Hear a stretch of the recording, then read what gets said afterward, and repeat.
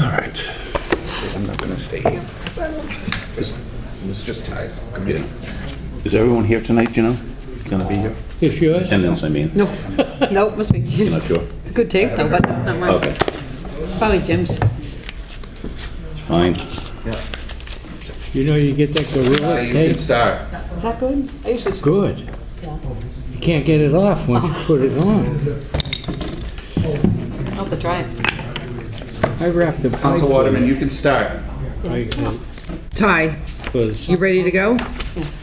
going out. And I wrapped the gorilla tape around the pipe. Doesn't look like he can because hear us. It was in a pipe, Ty, right? And then took about a minute Sarah, and a can you half. hear me? Yes, I can. It took me a half hour to get the Ty, can you hear me? because I had to put a cap on it. I'll try to I call. took a cap off. Yeah. So once I had done what I Got a wanted text. to do, Yeah, we took me a are. half hour to get the tape on. Hello? Hi, Ty. You can start. We can hear you. Okay.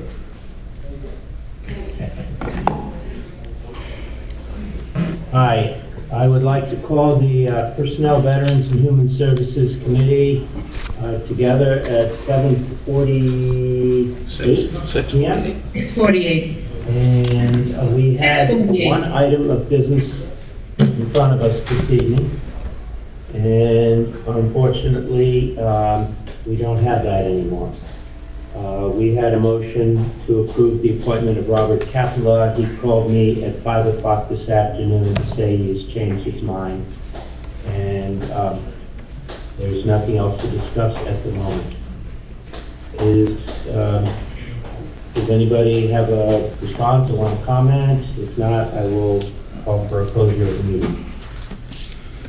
Gotta speak up, Ty. So I would call to, well, we didn't even have a second, so, but anyway. So I will call for an adjournment. Second. Do I have a second? Sorry for the phone calls.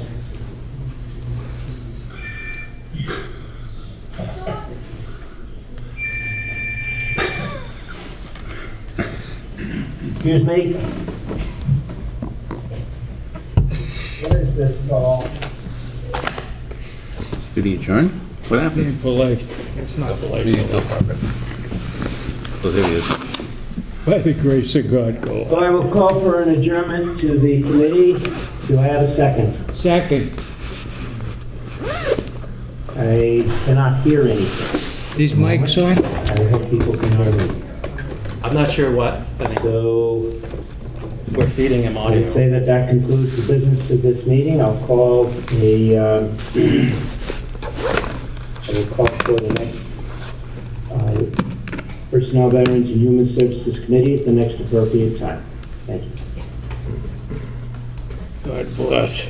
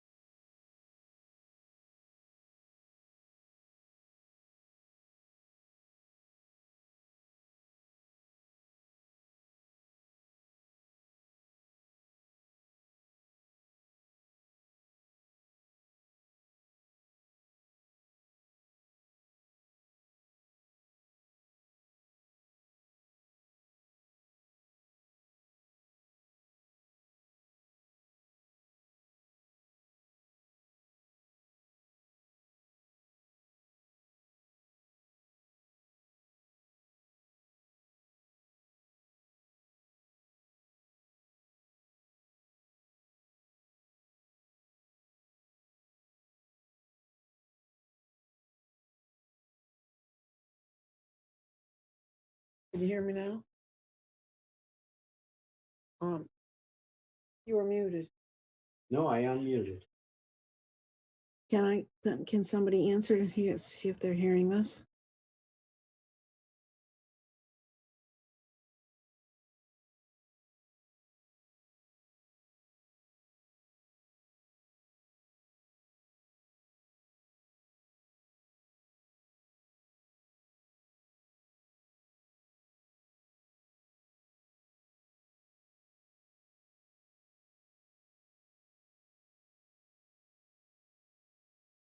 So I'm shooting the breeze. I went to the dentist's office first thing This this is the one morning we when did they last opened. Wow. They said, we take you in at 10:30. Yeah. I said, you gotta do something. I don't care. You gotta fill that hole. Just do it. Oh my God, it was gone, it's just the whole thing? Huh? It was flush with the...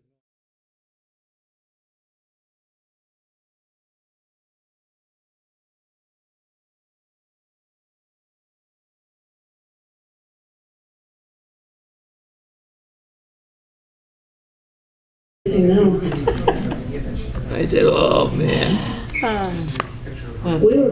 They did most of the prep work for the crown, Yeah.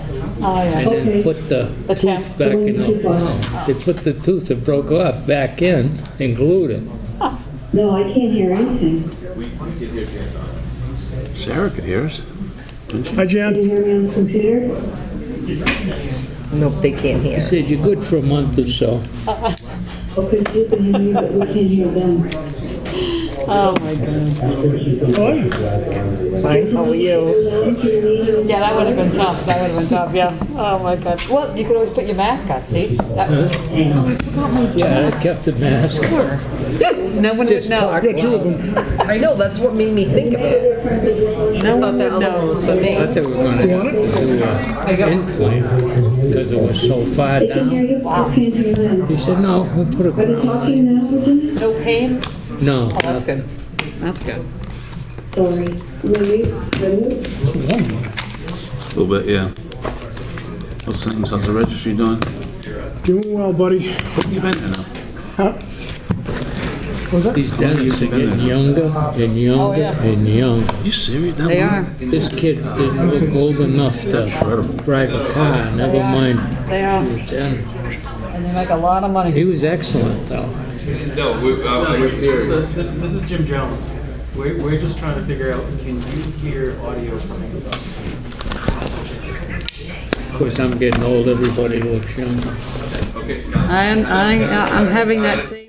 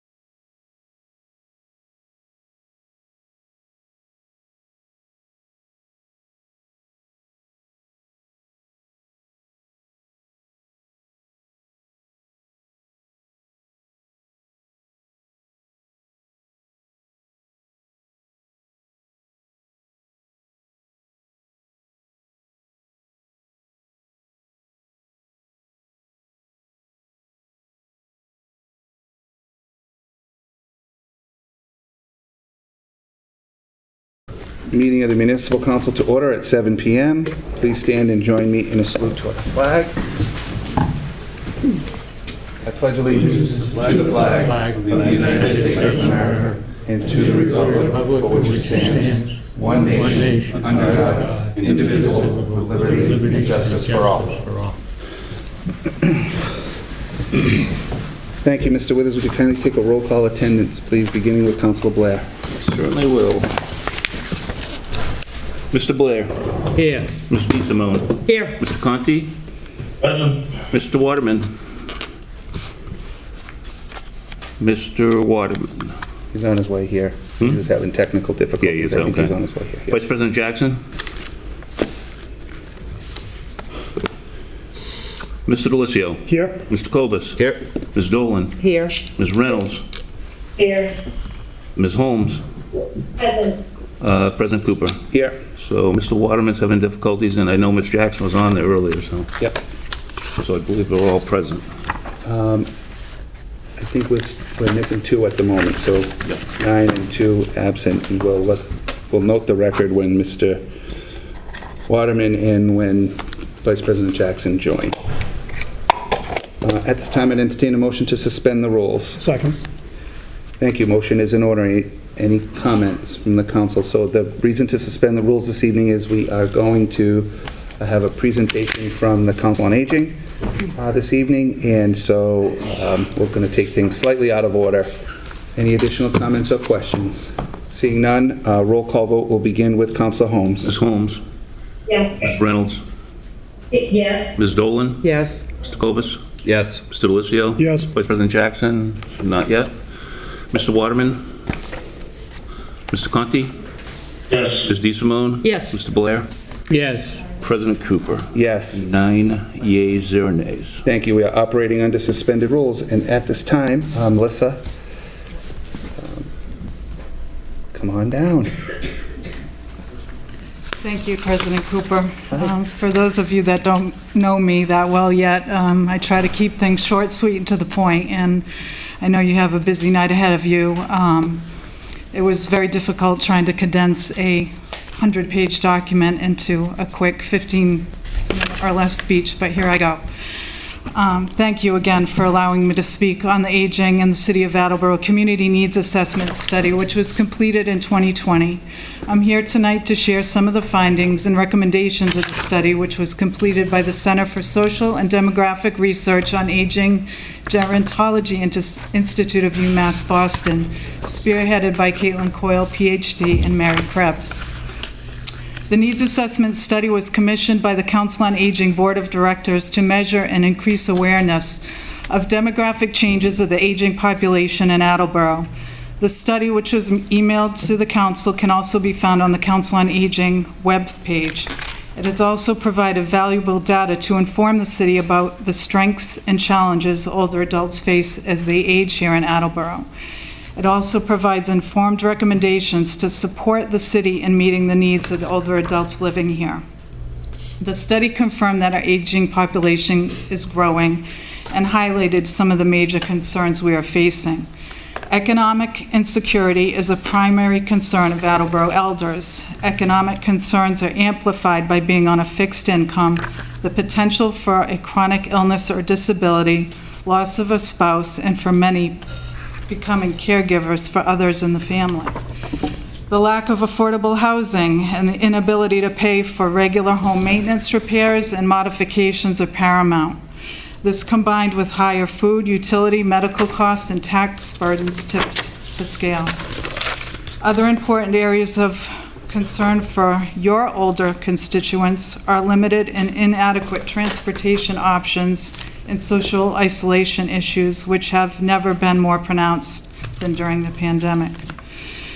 In addition, 32% of those age 65 plus have an annual income of under $25,000, meaning over 3,200 of our elders are on the cusp of poverty. This is right here in Attleboro. These are Attleboro statistics. I want everyone to really think about this, as this could be you someday, your family member or a friend, and these are your constituents right now. How can we all work together and help our seniors in need? In Attleboro, 13% of those age 60 and over have been diagnosed with dementia, which is over 1,300 people in the city. 61% have 4 or more chronic conditions. That is over 6,200 folks here in the city. And this is just the tip of the iceberg. There is no doubt the city services have already been impacted, and we can expect the need for these services to increase exponentially in the years to come. Calls to the COA from police and fire personnel regarding elder issues are also rapidly increasing, not to mention that we also need to give consideration to those too frail or impaired that don't have a voice or a caregiver, and to be able to advocate for them.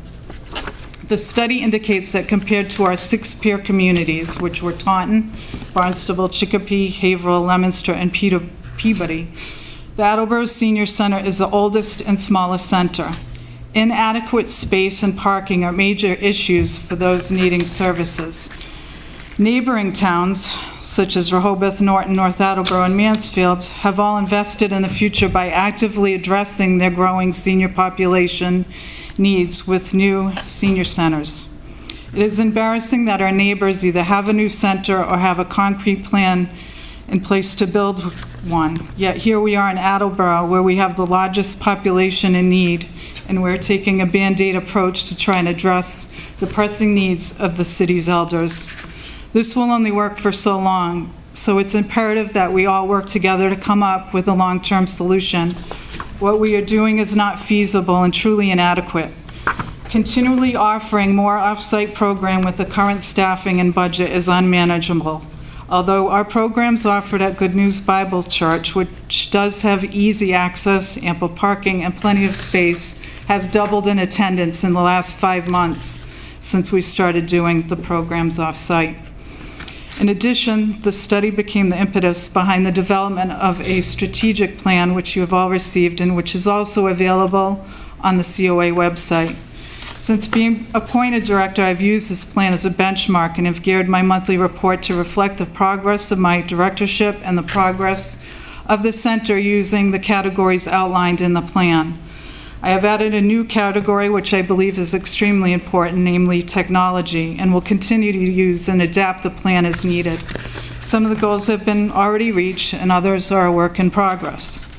As far as the needs assessment study, we continually use the data to shape our offerings to meet the needs identified in the study, particularly those of younger seniors who require more active programming. The hiking group is a prime example of how we're engaging this younger constituency while partnering with community groups at the same time. The needs assessment is also a helpful tool that offers the data needed for grant writing opportunities. Currently, more than 60% of the Council on Aging budget is sourced through grants, which we are reliant upon our COA staff to write and manage. In summary, Attleboro has over 10,000 elder residents, many of whom are at risk physically, economically, and nutritionally. They deserve our attention, respect, and support. It is our opinion that the best way for the city to meet the needs is through its senior center. We respectfully request the city leaders continue to support the Council on Aging's mission in this regard. Given the findings of this study, we need to fund a new senior center, provide an adequate technology infrastructure, and offer more advanced and diverse programming. I look forward to working with you in these endeavors. In closing, I would like to thank all those involved and those here in the audience today in person or in Zoom supporting this presentation. Most of my board of directors are here in the audience. For the record, I'll name them: Joe Feroce, Carol O'Connor, Dr. Ray Gillette, Dr. Stephen Benson, John Lepper, Frank Cook, Marion Ospinall, Dave Larson, and I have staff here, our Assistant Director Sharon Rice, our former Assistant Director Darlene Young, and I'm not sure who's on Zoom.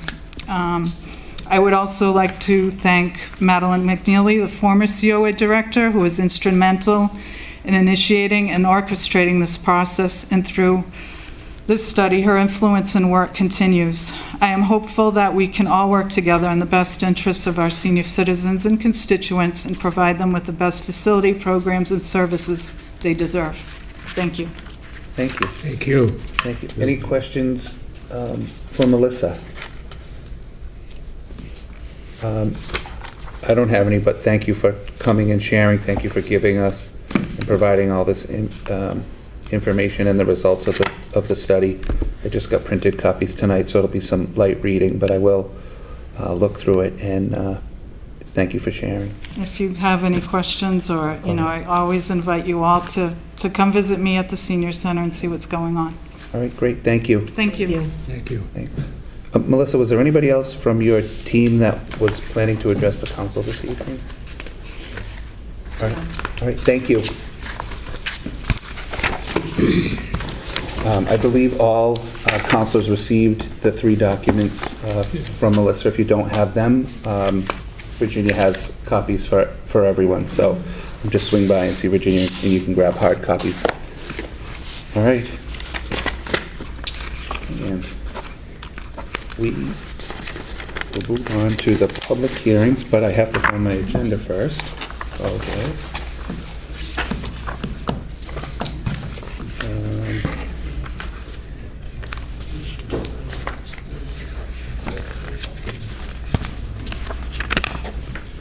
I think the first 2 are Rolling Acres Street, is that right? What's that? The first 2 street acceptance are Rolling Acres? Is that the subdivision? Yes. Okay, perfect. So would you kindly read the notice of the first 2 street acceptances are the same subdivision. We're going to do them at the same time.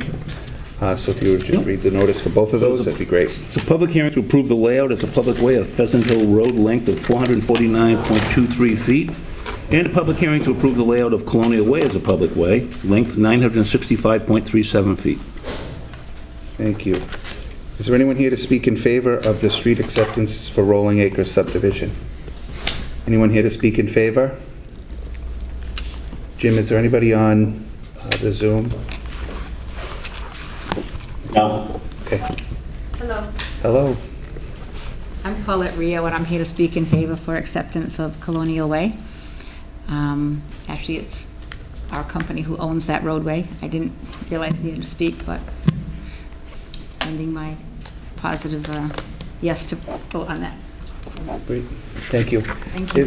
And your other one is Pheasant Hill, right? We're doing Correct. both together? Yes. Your comments Perfect, same. apply to both? Apply to both, yes. Thank you. Thanks. Just want to be clear. Thank you. Thanks. Thank you. Is there anyone else here to speak in favor? Anyone to speak in opposition? Anyone here to speak in opposition? Anyone neither for nor against? Seeing none, Council Cobus, do you see any reason to keep those open? I do not.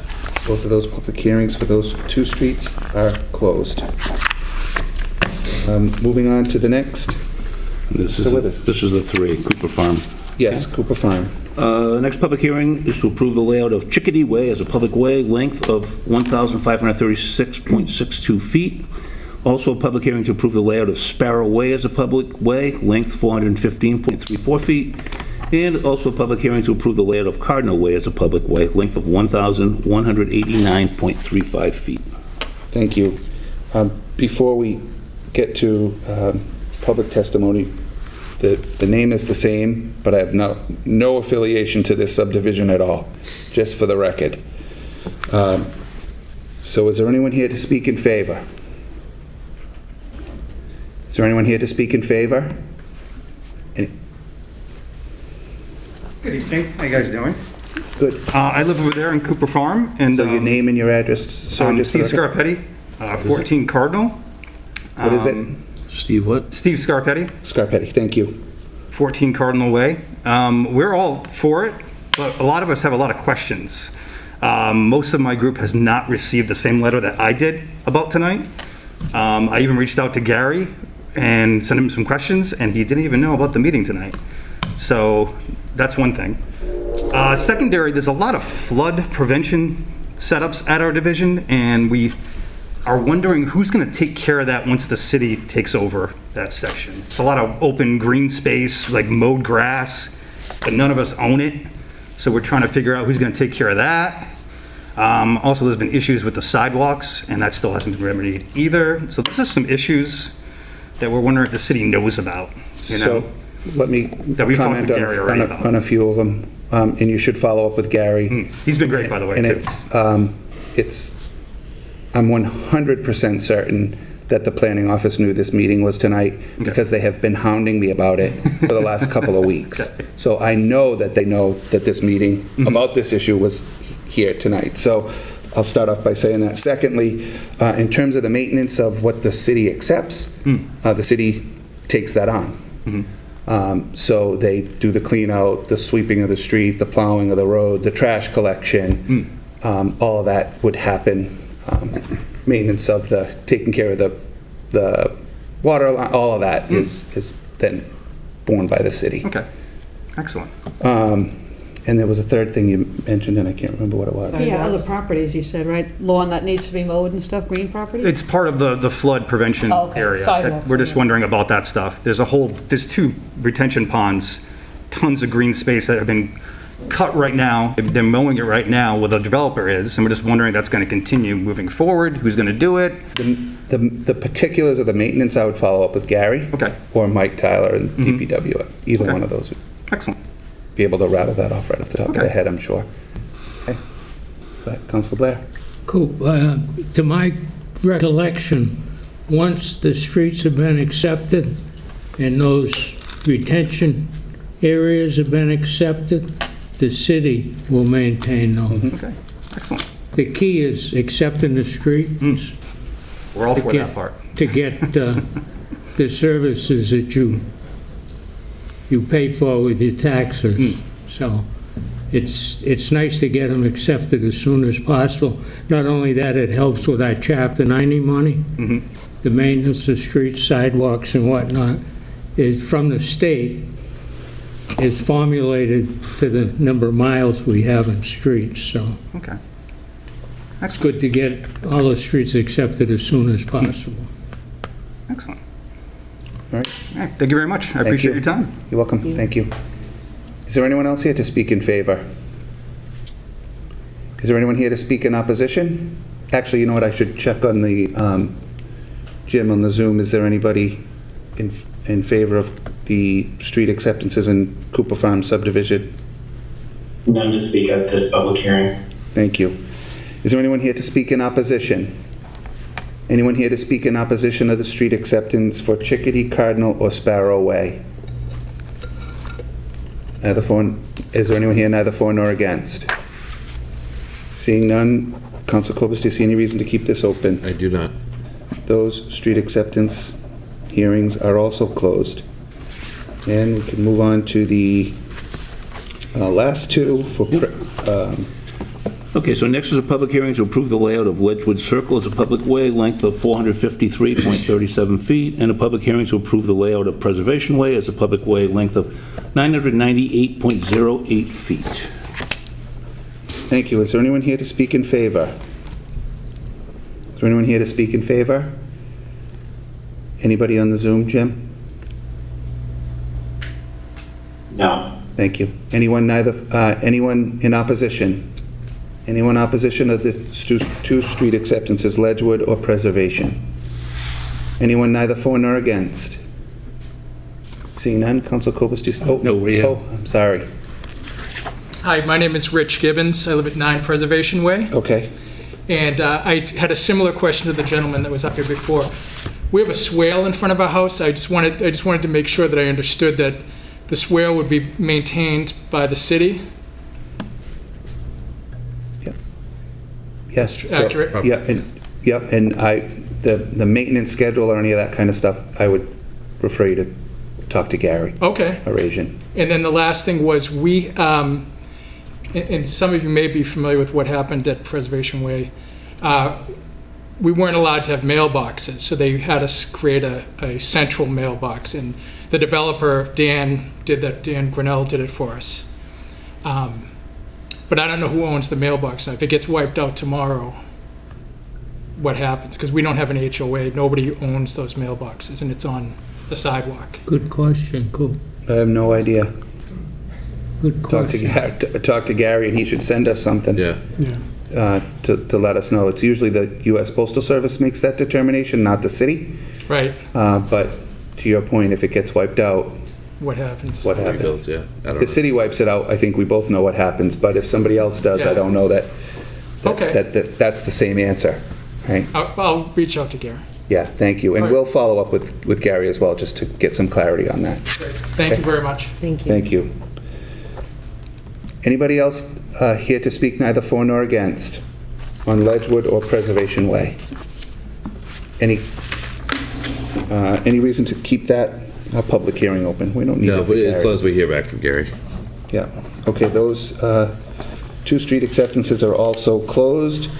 And Mr. Withers, would you kindly go on to the first public hearing this evening? Yep. The loan order.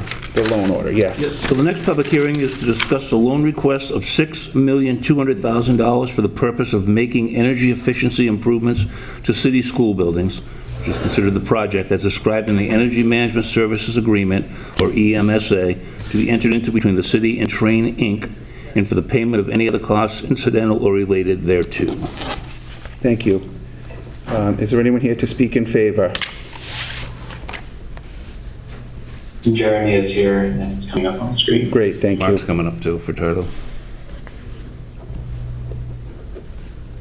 And, Mark Furtado's here too, Jeremy in person, so we'll let Mr. Furtado go first, I guess, or if that makes sense. Mark, thank you for coming. Mr. Chairman, thank you very much for the time. I'm just here to advocate for approval of this. With the building of the new high school, this work, which ultimately will not cost any money to the city, would bring the rest of our buildings on par from an infrastructure perspective with the new high school, and allow us to kind of worry about day-to-day operations rather than putting fires out every day.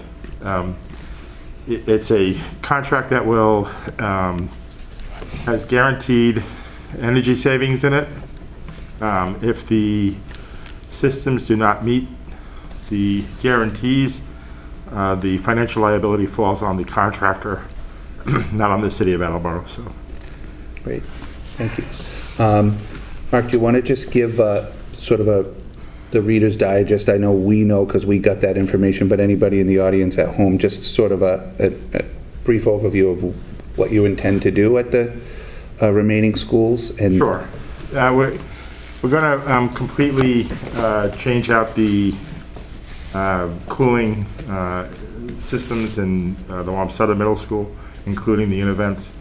Those are original equipment from 1994, 93.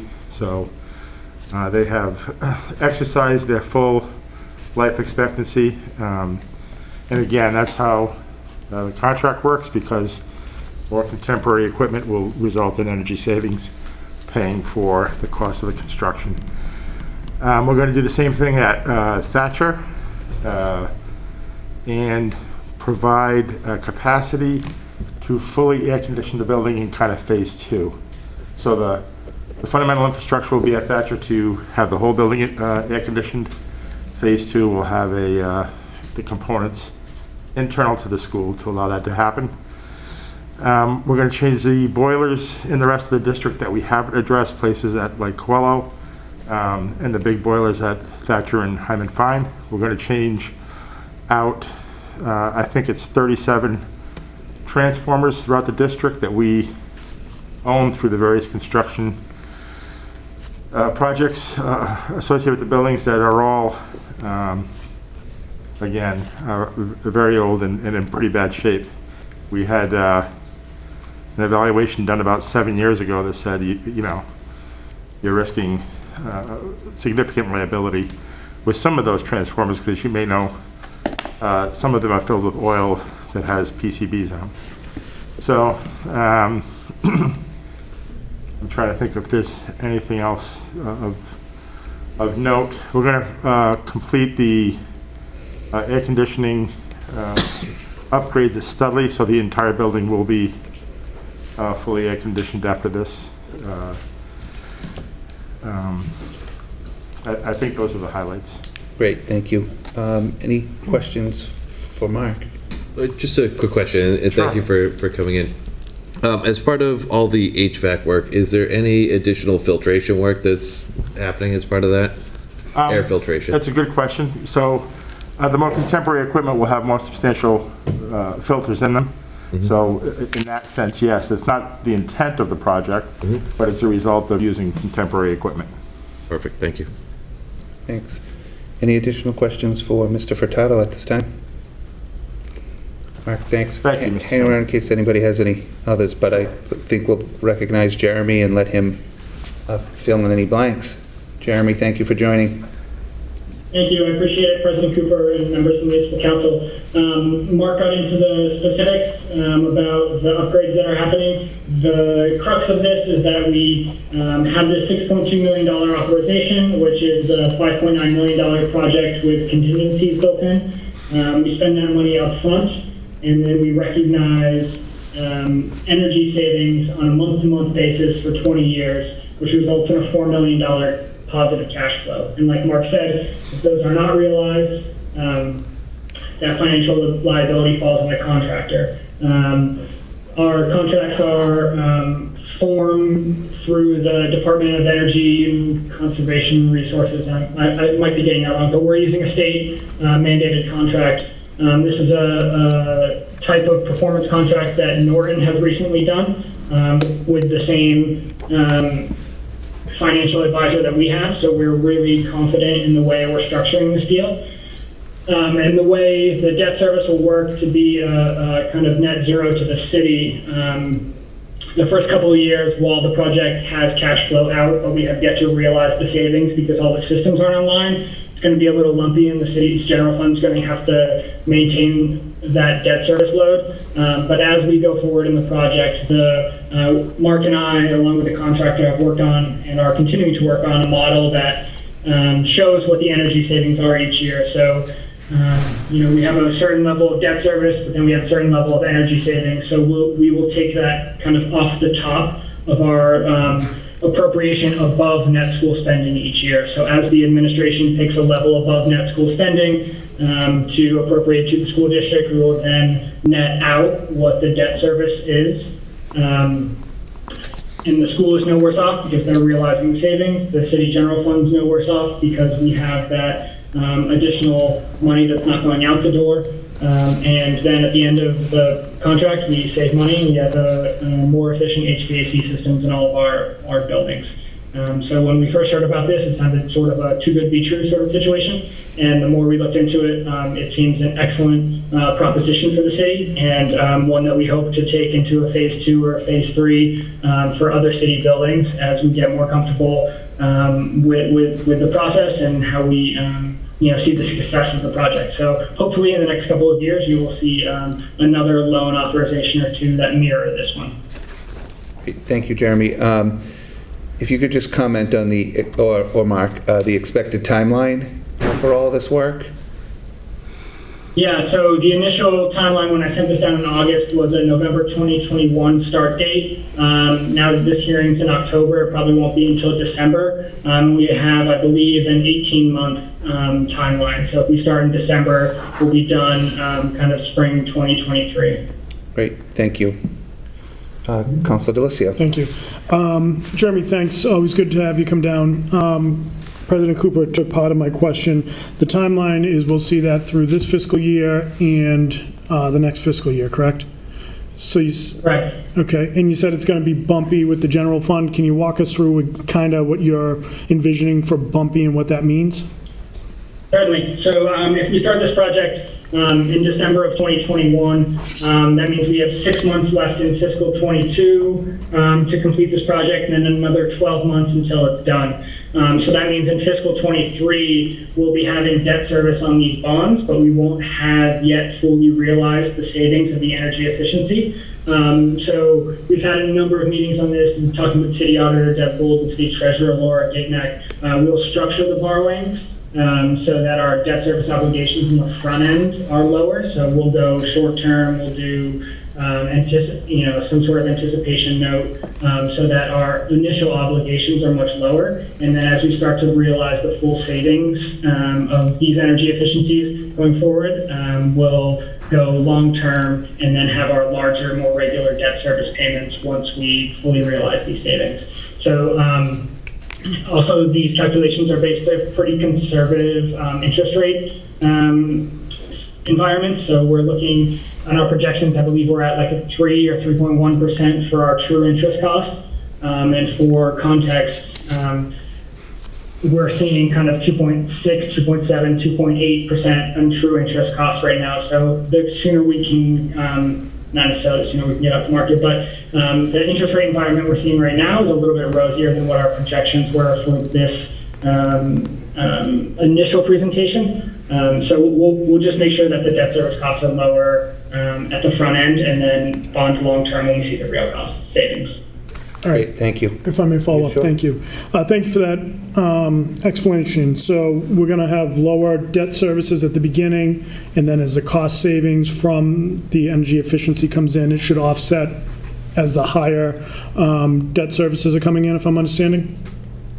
Correct, and the savings kind of compound over time as we see energy costs kind of go up at a clip greater than what our annual interest rate would be. So the savings are larger on the tail end.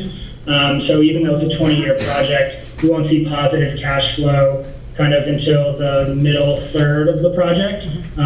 So that's going to be a policy decision from the administration on a year-over-year basis. If debt service outstrips anticipated savings by $50,000, what do we do? Do we ding the school those $50,000? Do we eat it on the general fund, or do we split it 50-50? So those will be policy decisions that we kind of come up with on a year-to-year basis. As my memo from August 9th had said, that these energy savings are kind of a conservative approach, or a conservative estimation. So, and they're conservative because if we don't hit them, Train owns them. So of course the contractor is going to be kind of lowball their estimates because if they shoot too high, they own the difference. So we're pretty confident that we can attain energy savings in excess of what's guaranteed, and that will more than make up for our debt service. Great. Thank you. Just a couple more questions, Jeremy. Thank you. The two questions are, one, what's the estimated cost savings per year? And two, when we're coming in, it's going to be bumpy at the beginning, and is it possible, and is this something that potentially ARPA funds could be used for? I'm hesitant to commit any ARPA funds for a contract of this nature. There may be a incremental piece that ARPA can pay for in terms of exactly to Councilor Kobus' question about what sort of added filtration and sanitizing is going on. As the system's designed right now, there's no specific additive preventative measures, just the modernization measures that Mark Furtado was talking about. So the administration has been looking into ARPA eligibility, but it's not quite clear to me at the moment. But it's definitely something we can continue to look at. I'm not sure if the council's aware. So as we do this loan authorization now, once the loan authorization is approved, we can enter into a contract, but we won't actually go out to market and borrow the funds until probably about the spring. So between when we enter a contract and when we borrow, we have some time to figure out if there's alternative funding sources to be able to supplement the project. So yeah, we'll definitely look into some sort of ARPA. All right, I appreciate that. And then just the last question is, what do you suspect the savings would be per year? Per year, I don't have in front of me I can communicate that to council. The positive cash flow over 20 years is over $4 million. So spending, you have to discount that from 20 years out, right? It's not, $4 million today is not the same as $4 million 20 years from now. But over the course of 20 years, the positive cash flow is over $4 million. I can get a year-by-year breakdown and communicate that to council level. Yep. Great. Thank you. Thank you. Any additional questions for Jeremy or Mr. Furtado at this time? Thank you. Yes. Anyone else here to speak in favor? Richard. Question? Yeah. Mark. Greg Doran, Soquel Avenue. I'm just curious, when you got asked about the filtration, you said something about the temporary units would be better. In the end, are they all gonna have HEPA filters, or what was the temporary units, why were they better? The physical capacity of our current system. One of the frustrations we had is during the. Point of order. I'm sorry. Yes, Councilor Holmes. We have to be, the council needs to be addressed. Right. So Greg, just address your question to the council, and we can get the answer for you. Okay, I was just wondering what when someone asked, I think Todd asked, the filtration on the temporary, he said the filtration on the temporary units was going to be better. My question was, when the system is all done, is that going to equal the temporary unit? And are they going to be HEPA filters? Or I didn't understand why it was the temporary was going to be better. I don't think I understand temporary. These are new units. Right, but you said something about temporary units. Contemporary. Okay, I'm sorry, my mistake then. Yeah. And so are they going to be HEPA filters in the end? So I think that's what Jay's question was, and we'll get the answer for that. Okay. All right. The other question I had is Thatcher School, a big area of that school, a couple of wings don't have any air conditioning at all. Now, did I hear right when the second phase of Thatcher was going to get the rest of it, or is Thatcher going to be all done at one time? So that was, my understanding was phase 2. Okay. And when was phase 2 going to be? They haven't proposed that. They're just here with the initial phase. We don't have any insight into that, but we can ask that question. Shouldn't it be the people that don't have the air conditioning get some air conditioning before the ones get upgraded? Those kids over there, sometimes it's 80, 85, 90 degrees in those classrooms. And talk about health risk, I mean, that's crazy. We'll sort that out. Okay, that's all. All right, great, thank you. Thank you. Anybody else here to speak in favor?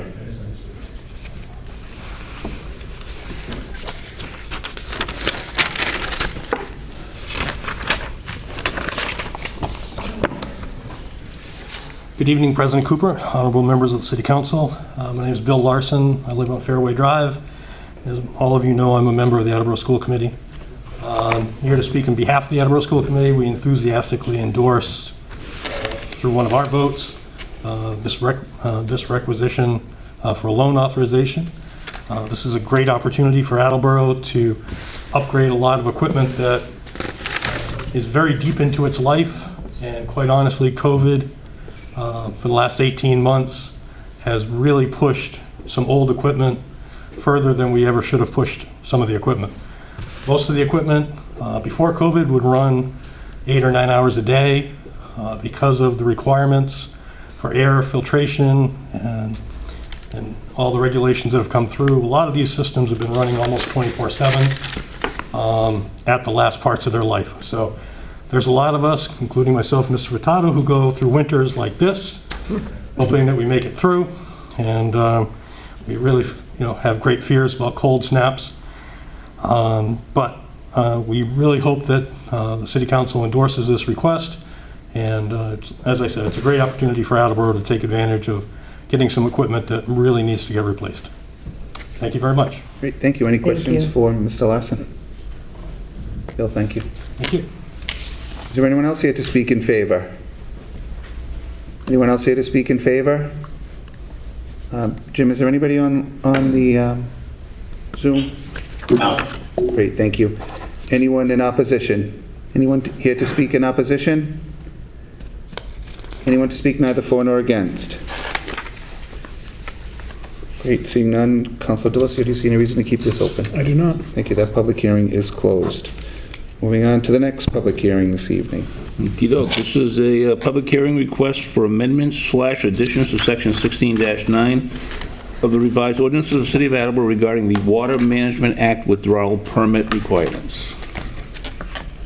Thank you. Is there anyone here to speak in favor? I believe that Courtney's on the Zoom. Perfect. Hi, yes I am. Can you hear me? We can. Thank you. Hi, Courtney Wunschel, 139 Flint Street, Pawtucket. Superintendent of Water. I'm sorry, my internet's a little glitchy tonight. So the way these ordinances came about, in early May, Mass DEP issued us our new water withdrawal permit for the Wading River plant.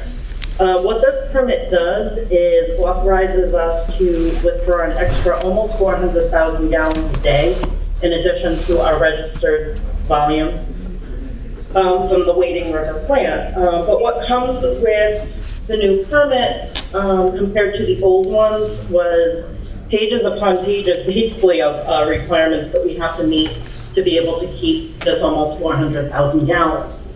For the most part, we were meeting them. A lot of it gets into water loss, residential gallons per use per day,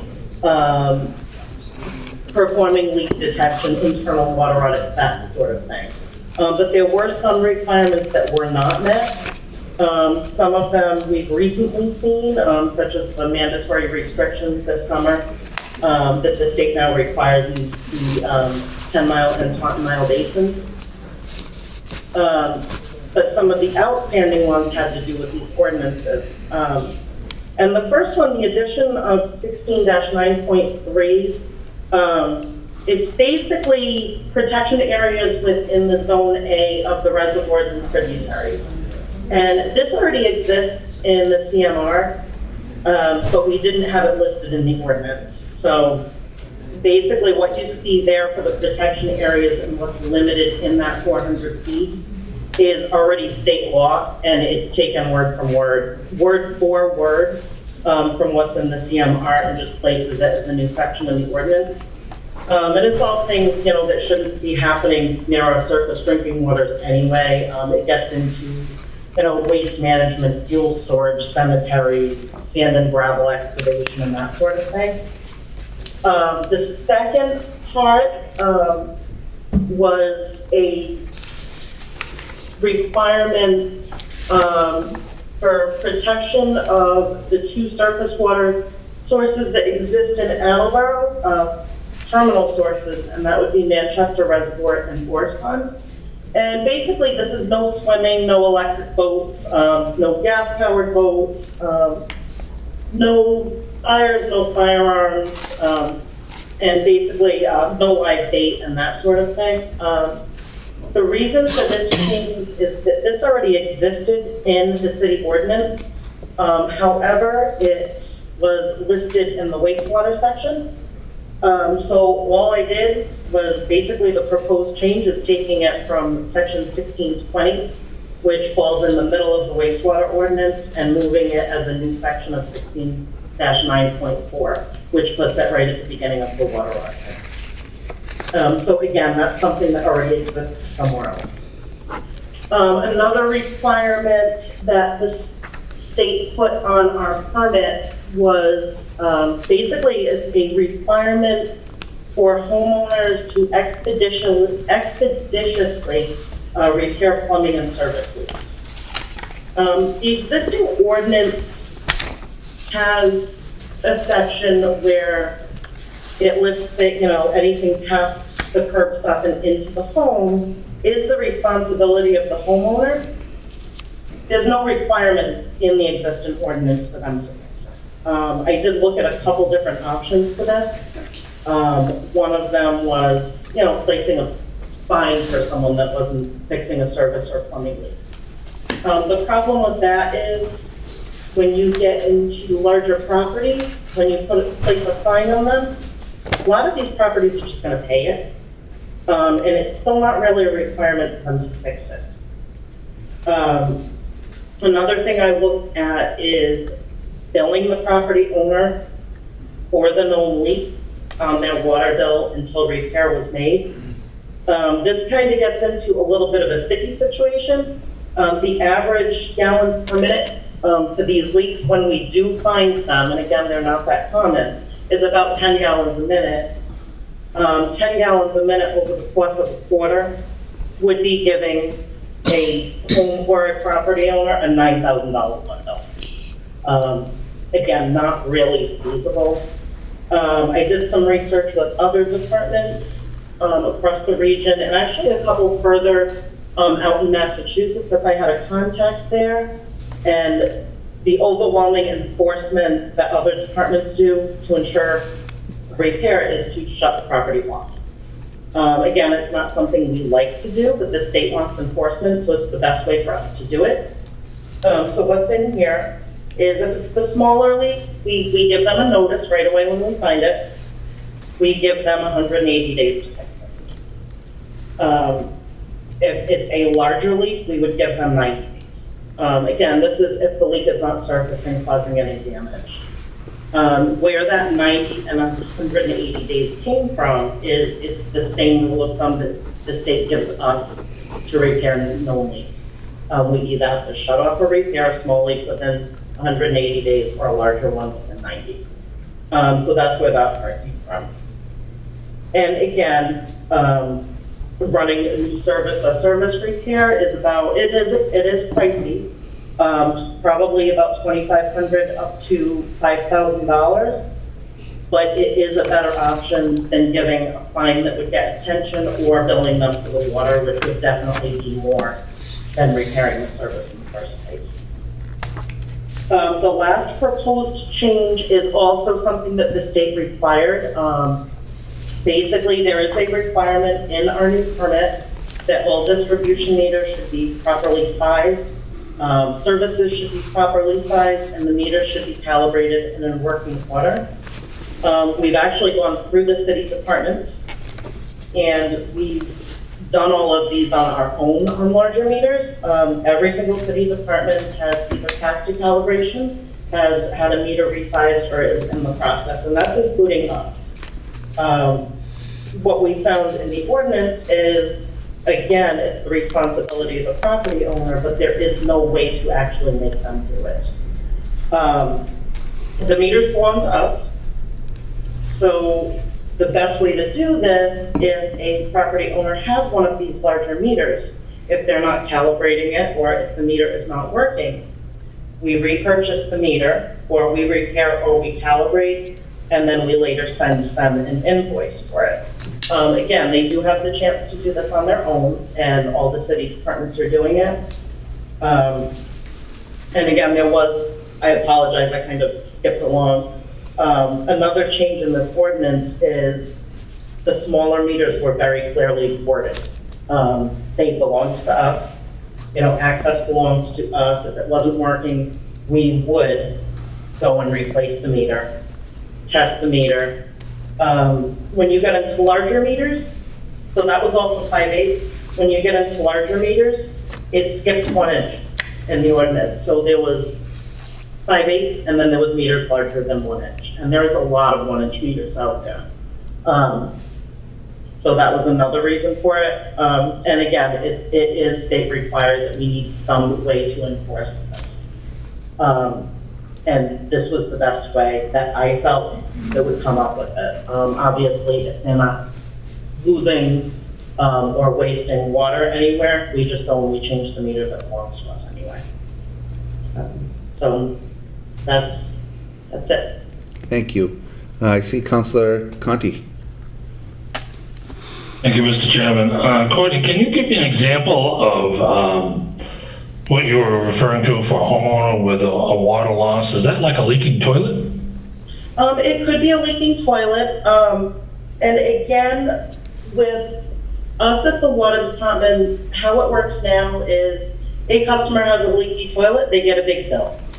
I mean, in our world, they're using the water, we're gonna bill them anyway. The state is basically making us look further in because they look at a leaky toilet as a waste of water, which it is. So I guess the issue I've always had with leaky toilets is that a toilet can be leaking for a long time before they get a bill, and the bill can be quite sizable. This happened at the Industrial Museum several years ago, and it's because we don't bill water monthly, so you don't get a monthly notice that you might have a leak, and it's a hidden leak. So I guess it's not clear to me what the state is asking you to do. I mean, you're not going to know that the toilet's leaking. We do and we don't. We go out, if it's an upgraded meter, which actually 85% of them are actually upgraded at this point. If it's a upgraded meter, it'll flag a leak. So the meter reader and the billing clerks in the office will see that, and as soon as we see it, the meter reader will go back to the property, leave a door hanger informing the property owner that there is a leak in the property, and the office will also send out a letter. And it doesn't mean that there is a leak. When we see this, it means that water was consistently used for 24 hours without shutting off. So it's not always a leak. It could be somebody filling a pool, irrigating a garden, doing that sort of thing.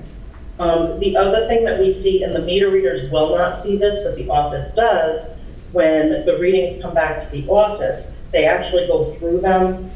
And if they see a resident, say your resident has an average water of 1,000 cubic feet, and they see a 2,000, we'll also go back, reread that meter, and get in touch with the homeowner if it is confirmed it's still high. So right now, that's kind of our best way to do it internally. For service leaks, the customer right now is not getting billed for it because it's between the curb stop and the meter, so it's just going to ground. So we only see those if they surface. If we get a low pressure call from that property, it's typically a leak, or annually we do send out a contractor to go and look the leaks system wide. So we'll find, that's usually actually how we find them. So Courtney, my other question was that regarding Manchester Reservoir, is the state hinting that they want to see more policing of the Manchester Reservoir? They really don't. Basically, they wanted a no swimming, no live bait, don't go shoot guns and fireworks over the reservoir, anything that could contaminate it. Policing is never a bad thing because, we all know kids swim in Manchester. They certainly do, but that's more what they're looking for is protection of the water quality. Thank you. Thank you, Mr. President. Thank you. Any additional questions for Courtney at this time? Seeing none, anyone else here to speak in favor? Anyone to speak in opposition? Anyone to speak in opposition? Anyone neither for nor against? And Jim, just confirm for me if there's anybody on the Zoom. There is nobody on Zoom. Great, thank you. Councilor Holmes, do you see any reason to keep this public hearing open? Thank you, Matt. Thank you. That public hearing is closed. And we can move on to the first continued public hearing this evening. Okay, this is a continued public hearing regarding the proposed amendments to Chapter 18, Local Wetland Protection of the Revised Ordinance of the City of Attleboro, and it is a continued public hearing. Thank you. Is there anyone here to speak in favor of the local wetlands change? Anyone here to speak in favor that hasn't already addressed the council? Is there anyone here to speak in, oh, come on right up.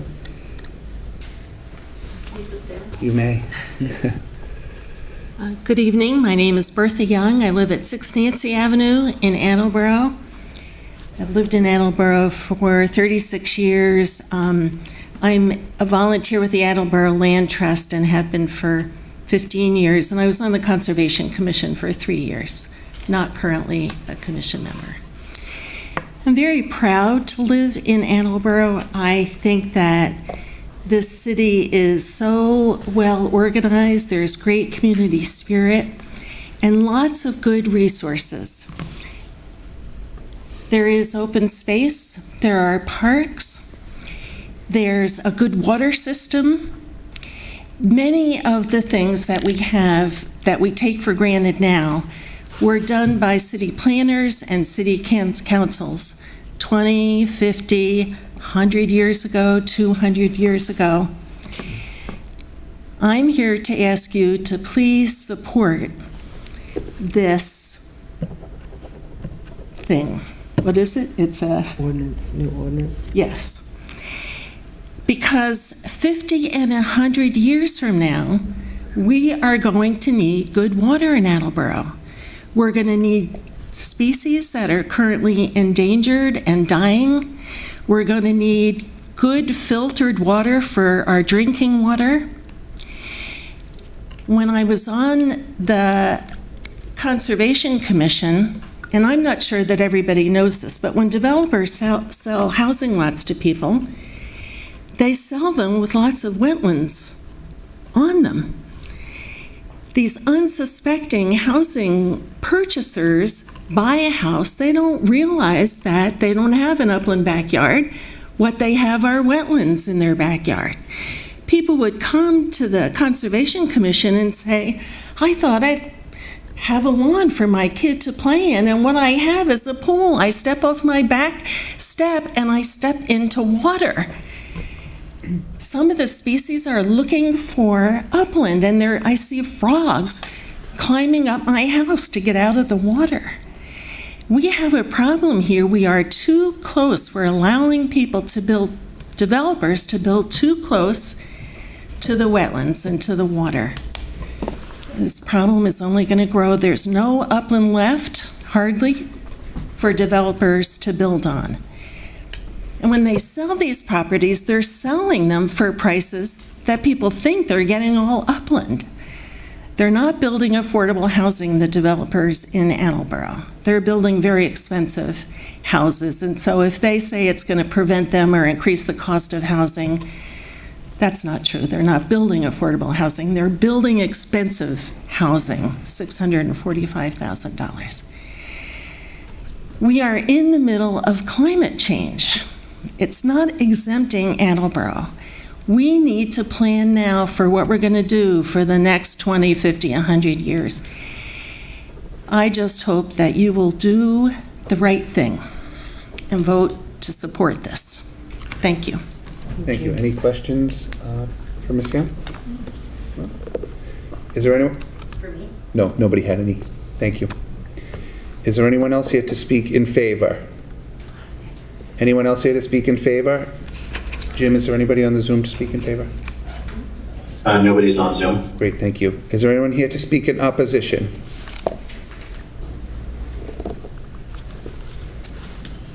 Good evening. Todd McGee, 48 Farmers Lane. Good evening, and thank you to the Municipal Council for tonight's hearing, the previous hearings, and the meeting that was conducted by Mr. Arazian and Mr. Wiley over the summer. To my knowledge, the properties that I own in Attleboro are not subject to any wetlands provisions. I'm not a builder, developer, or a contractor, so I've sat quietly and listened to many of the presentations at these hearings and the one meeting that was held over the summer to understand the impact of the existing 25-foot ordinance versus the 75 proposed ordinance change. While I understand and respect environmental concerns, this proposed increase to 75 feet appears to be a bit extreme and has tremendous negative impact to land and property owners. There are some that buy stocks, bonds, to increase their wealth. There are also many that purchase land and real estate to build their generational wealth in order to pass their investment onto their family members to help them get established in our ever-increasing costly society, and I believe that this is worth protecting. From what I have learned attending these hearings is that our builders and developers are in compliance with the existing 25-foot ordinance, and in some cases have gone above and beyond with protecting certain species and habitats. With financial resources they will never recoup. And lastly, this proposal, I believe, is divisive in nature. In closing, thank you for the opportunity to share my thoughts and state my non-support for the proposed 75-foot extended ordinance. Thank you. Any questions for Mr. McKee? Thank you. Thank you. Is there anyone else here to speak in opposition?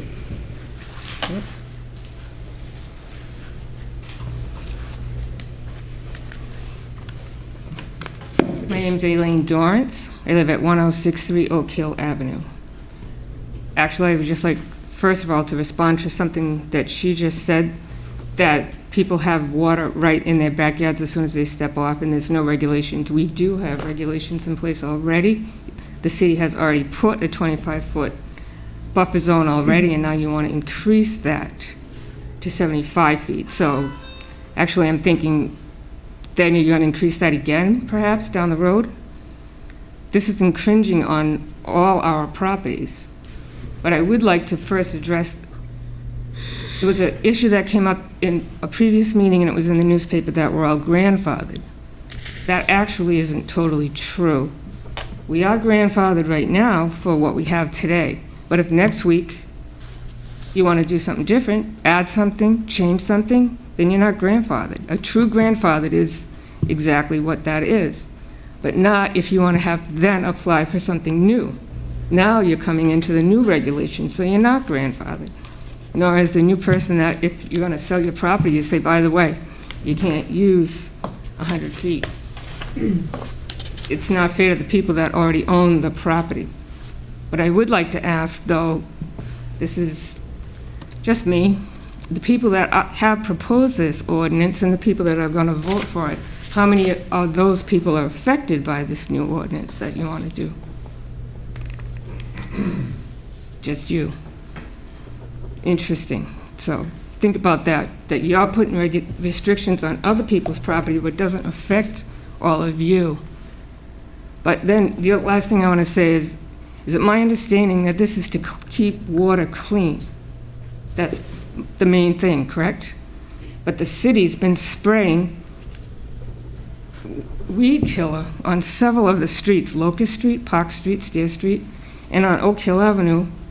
Across the street from Oak Hill Auto Repair, I was walking down the sidewalk and a ton of the section was all sprayed where there's poison ivy.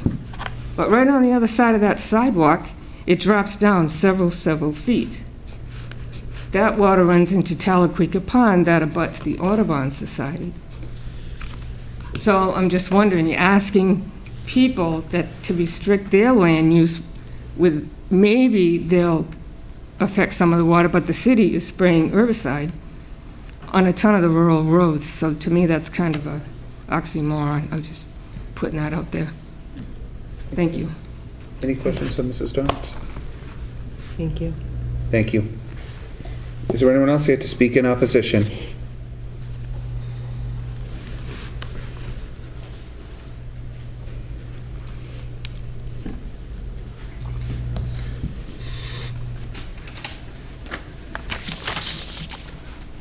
Thank you, President Cooper and councilors. My name is Maureen Lynch, and I live at 63 Holden Street. I've lived there for the past 19 years, and my house is over 100 years old, so it's not a newer construction. I'm opposed to this proposal. My property borders a WPZ. These regulations would prohibit current and future use and improvements to our yard and our home as well as prevent us from taking measures to protect our home. These new regulations would bring the buffer zone up to our dining room. I'm also concerned about the devaluation of our property that this would cause, which is essentially our life savings and our retirement. And lastly, we would be paying taxes on property we cannot use, along with the burden of additional time and fees that would be required in requesting use of the land in our home. Thank you for allowing me to share my thoughts. Thank you. Any questions for Ms. Lynch? Thank you. Thank you. Thank you. Anyone else here to speak in opposition?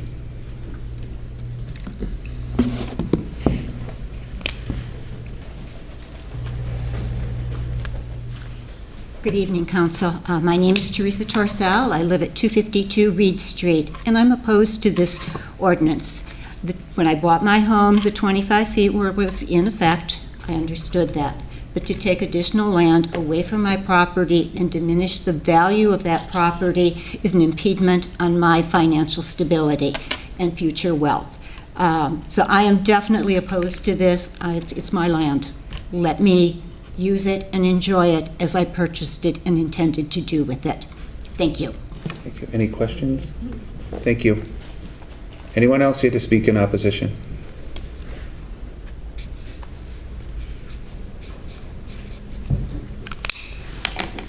Good evening, City Council. Jeff Reed, 115 Phillip Street. I've been watching a little bit in the paper about this and to realize that I'm actually 100% affected by it. I'm definitely opposed to it. Not big for words, but I like pictures. This is my little slice of heaven over here. Nice. I appreciate that. So under the new proposed ordinance, if, let's say, none of this existed, there'd be no swing set, there'd be no area where the play area is, there'd be no fence, there'd be no shed, there'd be no pool. There'd be no decorative grass.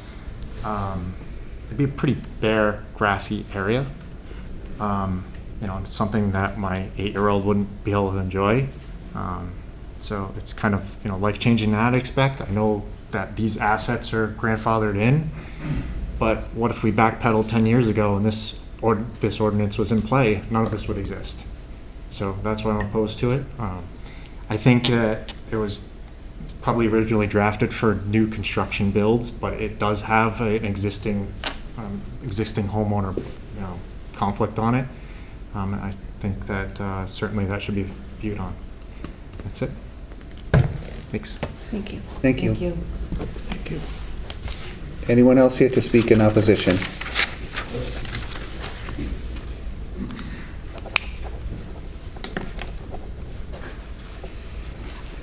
Good evening. My name is Matthew Girton, 438 Lindsay Street. I am opposed to this proposal as well. I feel that it will encroach on property that I'm paying taxes on that I may want to use in the future for myself and generational type things as well. Half of the property that I have now is already designated as wetlands, and there's a lot of space back there as it is along Bungay River. I think this sets a bad precedent for more land to be grabbed, and eventually, who knows kind of where this is going to go. So I oppose it. Thank you. Thank you. Thank you. Anyone else here to speak in opposition?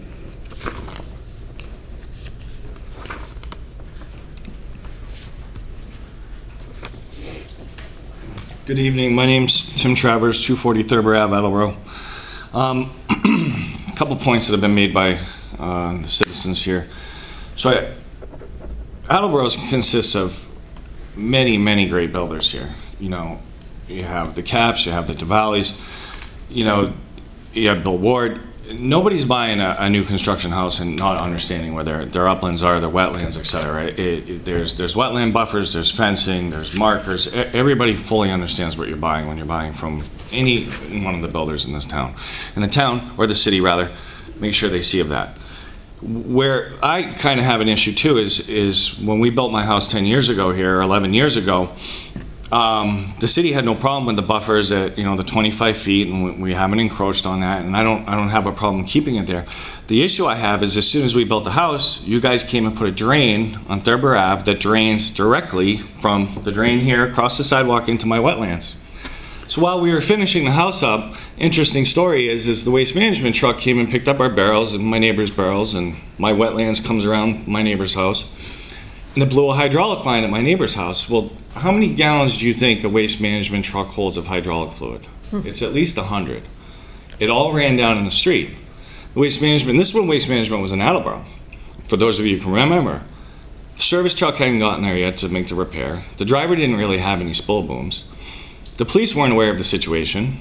And as I pull in my driveway to check on my house that we're in the process of building, the fire department, God love them, shows up and flushes the fire hydrant, and it runs downhill to the waste management truck and runs it all into my property. So why is it that you want to control this, but you feel it's okay to have a drain there? I don't understand. So now I have, anytime somebody breaks down, all the coolant from their car, the oil, a car accident, what have you, all the chemicals we're spraying on the roadways as the de-icers going in there. And now you guys want to come and tell me that my 25-foot buffer at the end of my driveway, because my house sits sideways, the 75 is going to be in my dining room, my living room, my hallway, my upstairs. So does that mean now that when I want to change my front door, I have to go through conservation? Because I don't believe the grandfather rule. I am a builder, and I'm not here as a builder to speak in opposition of it. What I'm here for is a landowner and a resident of Attleboro, and I'm in complete and utter disbelief. My father-in-law lives on Sagel Drive. He's going to face the same thing. If he has so much as change a deck board, we're going to be going before conservation or changing out a set of stairs on his deck. There's so many other issues in Attleboro, like low-income housing, homelessness. We're trying to change the zone right now, a conservation zone, and essentially take away people's wealth as we're coming out of a recession from COVID with people not working. This is an asset. But if you guys want to impose this buffer, then come take the drain out, stop draining into my conservation land, and then I want to know Who's going to take liability when we start doing soil testing on it to see how you've contaminated it? Because it's not the only spot in Attleboro. And that's very serious, and I'm putting it on record now. If this goes through, we will soil test and you guys will own it. Because you have no right to drain into our protected resources and contaminate my property. And then drive down Thurber Ave. Come from Oak Hill, drive down Thurber Ave, it's the first drain on the street. It goes from the drain into my conservation land. So Mayor Hero wants to raise this agenda. There's plenty of other agendas we can raise in the city. The 25 is fine. It's not, this may impact builders in the future, but what you're really doing is you're impacting the residents who have all abided by this, myself included. For the last 10 years, you all approved it, and now 10 years later, it's, oh, hold on, your front yard's gone. I don't think so. So, and I really think you ought to look into where these drains are going, because you'd be surprised, and I notice it as a builder and a developer driving around the city, I can tell where the city drains are going. There's no sewer in Attleboro, so, I mean, no sewer on Thurber Ave, at least not on the portion we're on, so make no mistake, it's not going in the sewer lines. So, I would ask you to vote against this in opposition. I really think it's financially going to be an impact on the residents of Attleboro. And what I also want to point out too is, I don't think other residents who may or may not be aware of this, for example, where my conservation land is on one side of the street, we're only on a 3-bar road. So the people across the street, their front yard begins at 45 feet. So that means the person who used to live in Tom LeBlanc's old house, for those of you who remember him, he's passed on, we would be at his front door. So this doesn't just affect somebody who owns conservation land, it's all of the neighbors. So it goes down all the way down Wells Ave. It's going to go all the way down Valley Run. It's going to breach across Thurber Ave. So if you take my conservation land, which is probably over half an acre, this is going to have a significant impact. Just my conservation land is going to impact probably close to 20 houses. And I don't think those 20 residents are aware of that. And if it wasn't COVID and we didn't live in the world of Facebook and the Karens where, oh my God, somebody came door knocking, I would go and door knock on all the neighbors to make them aware of it, because I don't think they're aware of it. So I would hope that you vote against this and you really think hard about what I said. You know, if you want to impose a buffer on my land, then come and take your drain out of my land. Thank you. Thank you. Is anyone else here to speak in opposition? Anyone else here to speak in opposition?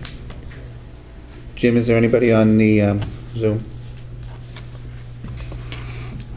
No. Thank you. Is there anyone here neither for nor against? Anybody here neither for nor against? Seeing none, Council Holmes, is there any reason to keep this public hearing open? Thank you. That public hearing is... Before you close it, Mr. Yes. President, I did have a resident come knock on my door at 5 o'clock this evening. He just learned about this public hearing.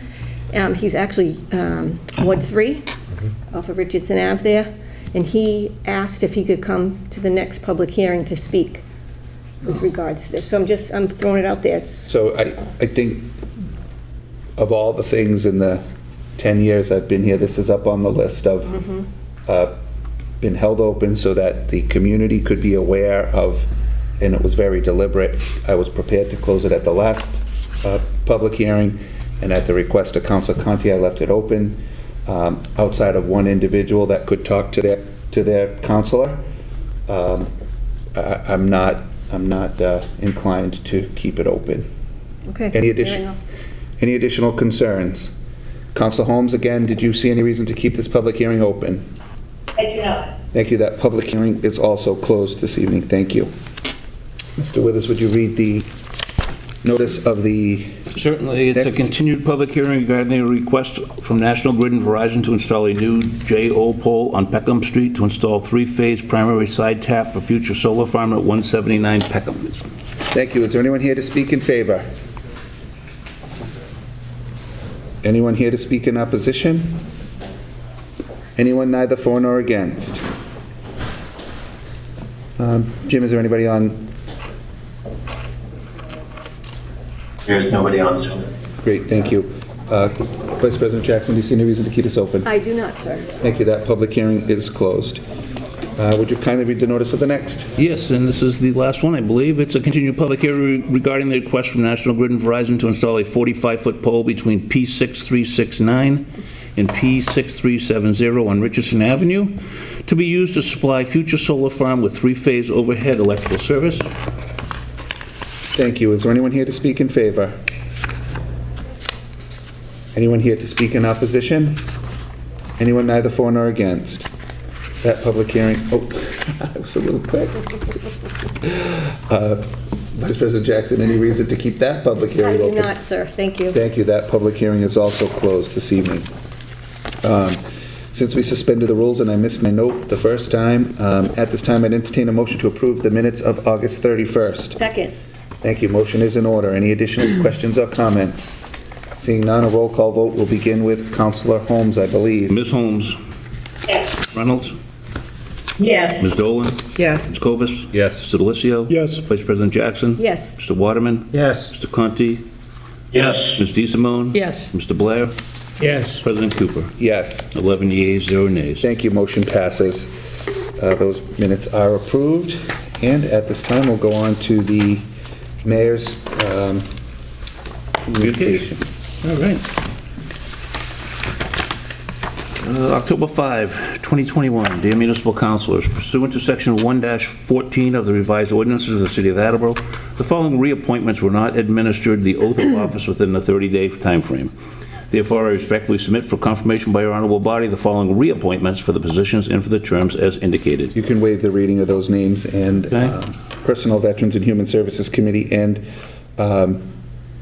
Council Waterman, I don't think there's any reason to bring any of these individuals. These are reappointments because they didn't do their 30-day swearing. So I think we can move them right through the process and get them to a point where they can go see Steve and be sworn in. Okay. I respectfully submit a communication from Superintendent of Public Works Michael Tyler regarding the award of a grant as part of the Culvert Replacement Municipal Assistant Grant Funding Program in the amount of $49,270 towards final engineering and permitting to replace the culvert on Peckham Street.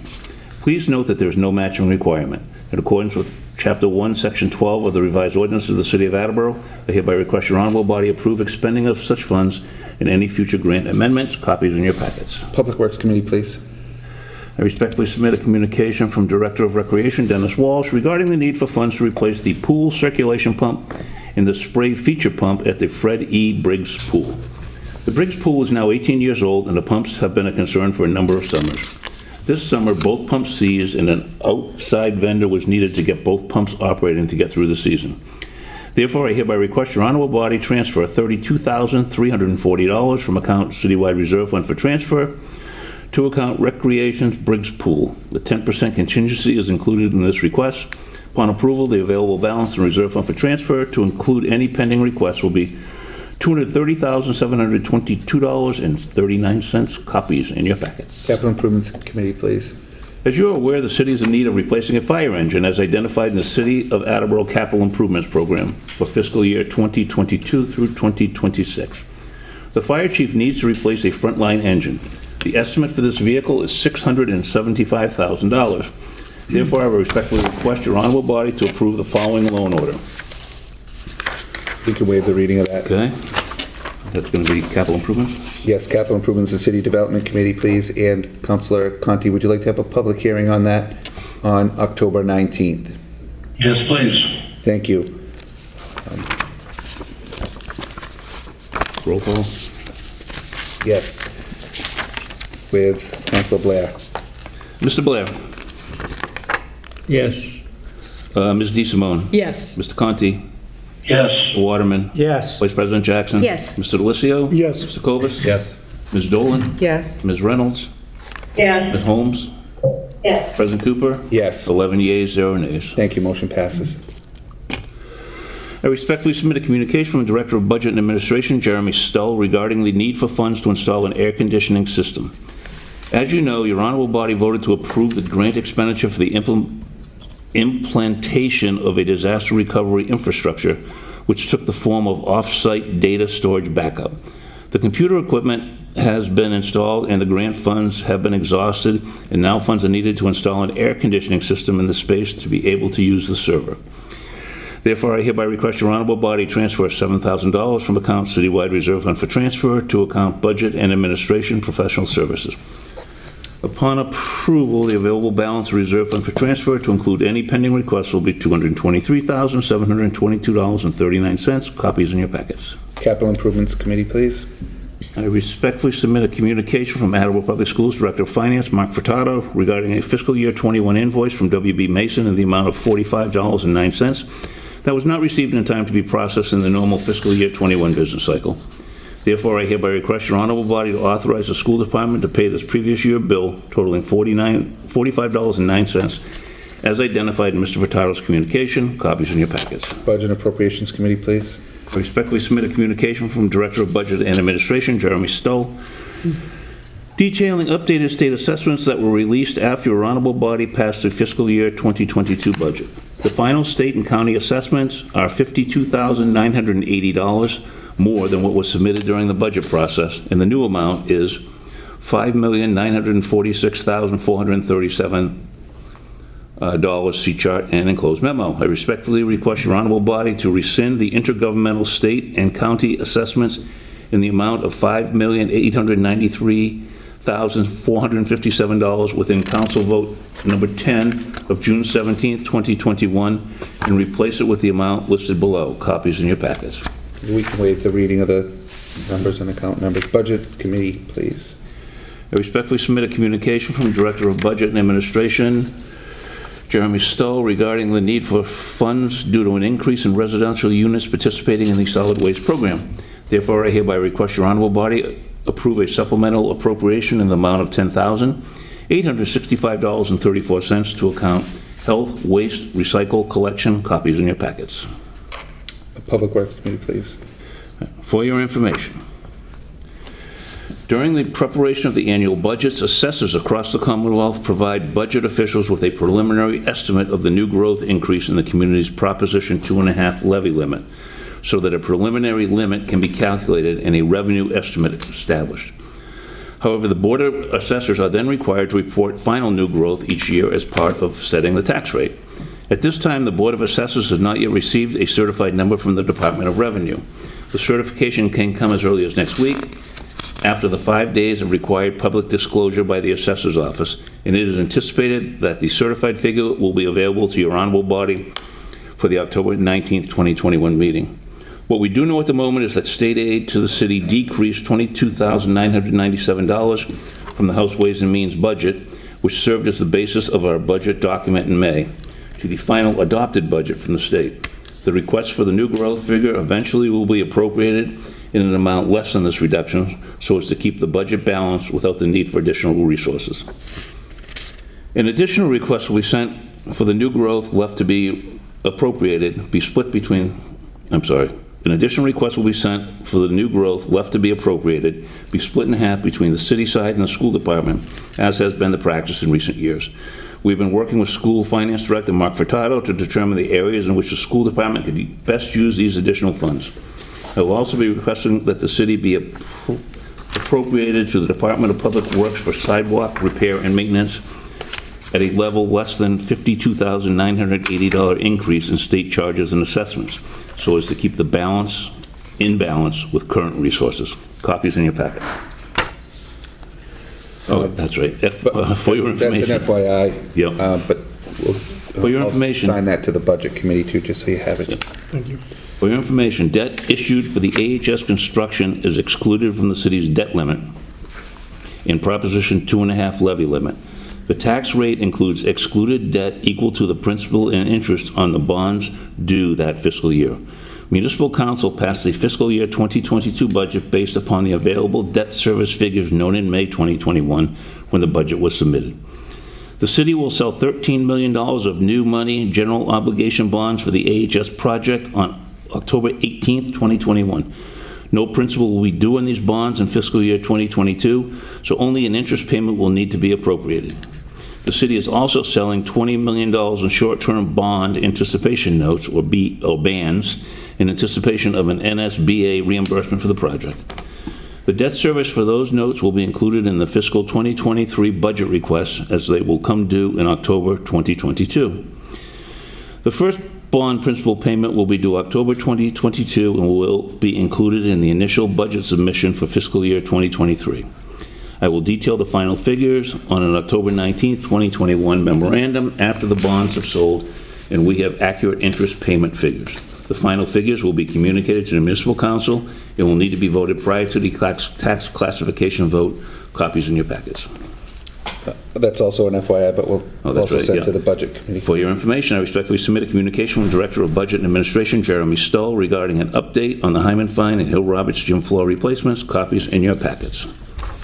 Capital, that's also going to Capital Improvements Committee as well. It is an FYI, but Capital Improvements needs to know about that. I respectfully submit a communication from Director of Budget Administration, Jeremy Stoll, regarding the need for funds related to the Bristol County Agricultural High School debt service. Bristol County Agricultural High School, or BCAHS, has a construction project with the MSBA participation for which BCAHS is responsible for a portion of the debt. BCAHS communicated to the city in April 2021 that a portion of the debt service related to their $52.5 million debt issuance would be payable by constituent manipulates proportionate to their enrollment in BCAHS. This is assessed separately from tuition. Therefore, I respectfully request a transfer of $119,593.20 from account Citywide Reserve Fund for transfer to account Education Bristol Agricultural High School debt. Upon approval, the available balance in Reserve Fund for transfer to include any pending requests will be $104,129.19. Copies in your packets. Budget and Appropriations Committee, please. Okay. And finally, I respectfully submit a communication from the Director of Budget and Administration, Jeremy Stoll, regarding a supplemental appropriation for a one-time receipt. The city has received a one-time rebate check from National Grid in the amount of $311,721.25 for allowing National Grid to convert streetlights for increased energy efficiency. The city is under no obligation for further investment to retain these funds, nor are the funds restricted for use by National Grid. They can be used for any lawful municipal purpose. Therefore, I hereby request your honorable body approve a supplemental appropriation in the amount of $311,721.25 to account Citywide Reserve Fund for transfer. Upon approval, the available balance in Reserve Fund for transfer to include any pending requests will be $415,850.44. Copies in your packets. Thank you. Public Works Committee, please. And that is going to be sincerely Paul Haru, Mayor. Thank you. Moving on to the Clerk's communications. We received a letter from the Department of Environmental Protection regarding a notice of non-compliance for 70 Frank Mossberg Drive. That's an FYI copy to all councilors, but also to the administration, because when I read that, I didn't note that it was CC'd to the mayor's office. So I want to make sure that the mayor is aware. I know it came directly to me and to you, Steve, but I want to make sure the mayor's office has it as well. We received the planning board certificate of vote affirming that the $6,200,000 loan to make energy efficiency improvements to the city school buildings is consistent with the city's comprehensive plan. What committee is that in? Hold on one second, I'm sorry. My brain went haywire for a minute. That's Budget Committee, please. We received an update, was sent by Budget Director Jeremy Stoll regarding the gym floor replacements. Capital Improvements Committee, please. We received an application to renew a Class 2 license from CNS Millennium Motors, 1844 County Street, with 10 customer spaces and 8 display spaces. License Committee, please. We received Automaze Inc. of 885 Washington Street submitted a Class 2 renewal application for 885 Washington Street with 1 customer space and 55 display spaces and 48 storage spaces. License Committee, please. I think there's a typo in that one. It's got to be more than 1 customer space. Yeah, I'm not sure what it is, but. Okay. We received from Automaze 2 Inc. of 826 Washington Street. So they submitted a Class 2 renewal application for 13 customer spaces, 80 display spaces, and 38 storage spaces. License Committee, please. We received a communication from Teresa Torcell of Reed Street expressing opposition to the proposed Wetland Ordinance Amendment. Ordinance Committee, please. And we received a communication from Robert Catanacci following up with a council request for additional materials regarding the Wetlands Ordinance Amendments. Ordinance Committee, please. And that is all. Thank you. Jim, is there anyone else on the Zoom?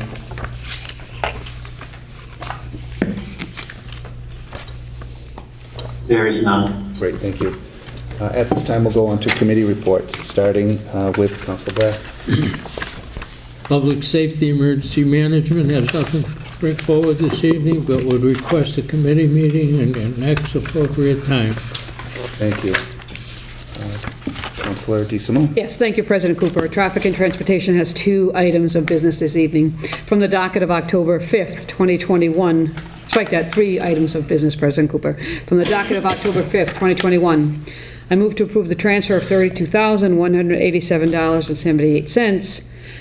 Do I have to read the account number? I had read it in committee. Okay. To the following, $4,489.38 to Public Works Crosswalk Systems, $27,698.40 to Public Works Radar Sign Systems. Second. Thank you. Motion is in order. Any additional comments? No, President Cooper. Thank you. Any questions from the council? Seeing none, a roll call vote will begin with Council Holmes. Ms. Holmes? Yes. Ms. Reynolds?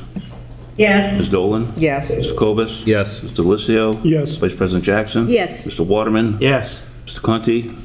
Yes. Ms. DeSimone? Yes. Mr. Blair? Yes. President Cooper? Yes. 11 yeas, 0 nays. Thank you. Motion passes. Thank you, President Cooper. Second, from the docket of July 20th, 2021, I move to amend Chapter 10-4.11 of the revised ordinances to add an official stop sign to face northbound drivers on Extension Street at Frank Mossberg Drive. Second. Thank you. Motion is in order. Any additional comments? No, President Cooper.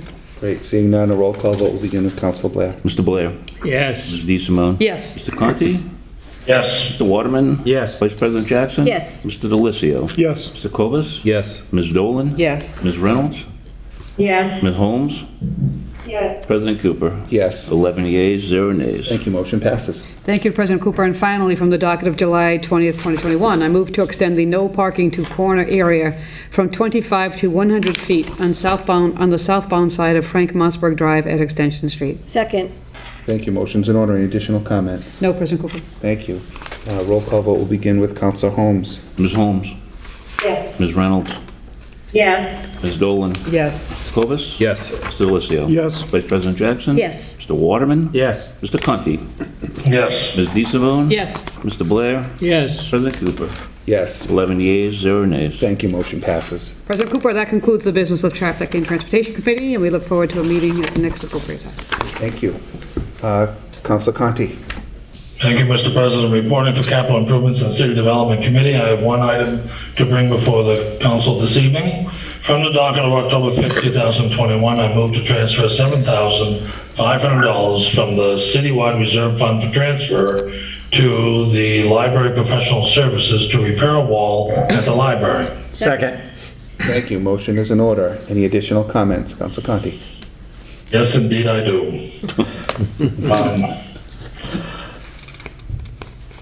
The motion is a little misleading because the repairs to the wall have been completed. In fact, there have been a total of 58 repairs made in accord with the E-rate loan that we talked about during the committee meeting, but there have been 1,423 holes made and patched in the library since this renovation started. So, let me back up a little bit. The pandemic and the renovation in the library occurred at the same time. The changes in the social fabric, whereby more people were working at home, more members of the Council on Aging got involved with using library services, more people in public housing got involved with using library services. The library had an increase in demand at a time that it was starting in a renovation project. In my tour of the library, I toured the entire library and it's a mess. It's under renovation. That's exactly what you would expect. The library received an $8,000 grant from the United States E-rate program to upgrade their speed of the internet in the library. So they went from Cat 5 cable which we all use on our computers, to fiber optics. There are several contractors in the library performing various pieces of work at the same time, and one of them was Comcast, and Comcast came in and did what they needed to do. At the same time, Sensata donated 32 computers that were too fast for the Cat5 system and required the fiber optic system. And at the same time, we approved $38,000 for new servers, which I saw, and I could show you a picture of them, but it's not much of a picture. There is a 2-foot by 2-foot cube in the form of a screen that's attached to a wall 5 feet up off the ground that holds 3 little boxes that are the 2 servers and the communications box. And it's pretty unexciting, but it's rather remarkable for those of us who remember when servers occupied a full room. This $7,500 expenditure was under dispute during the council committee meeting.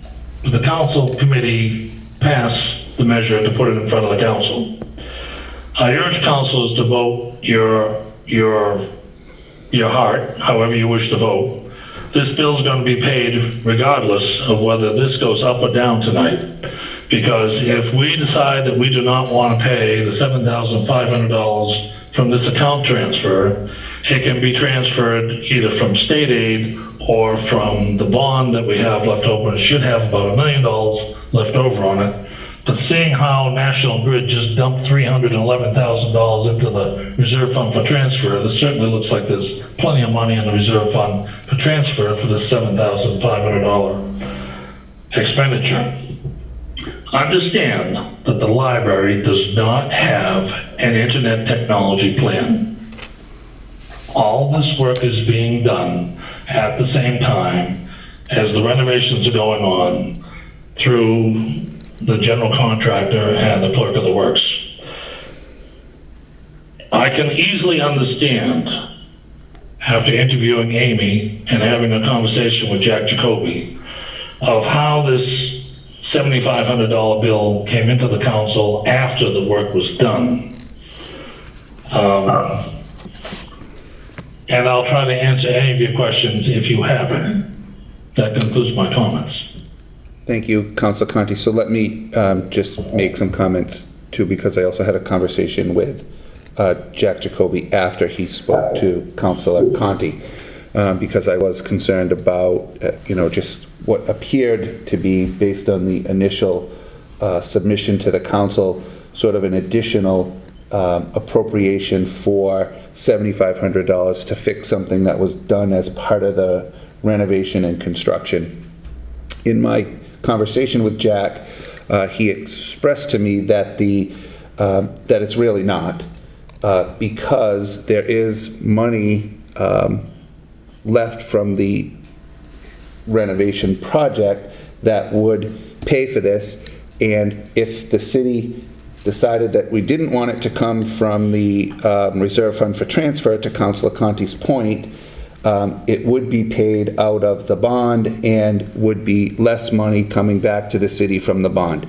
So in my mind, it's 6 of one and half the other.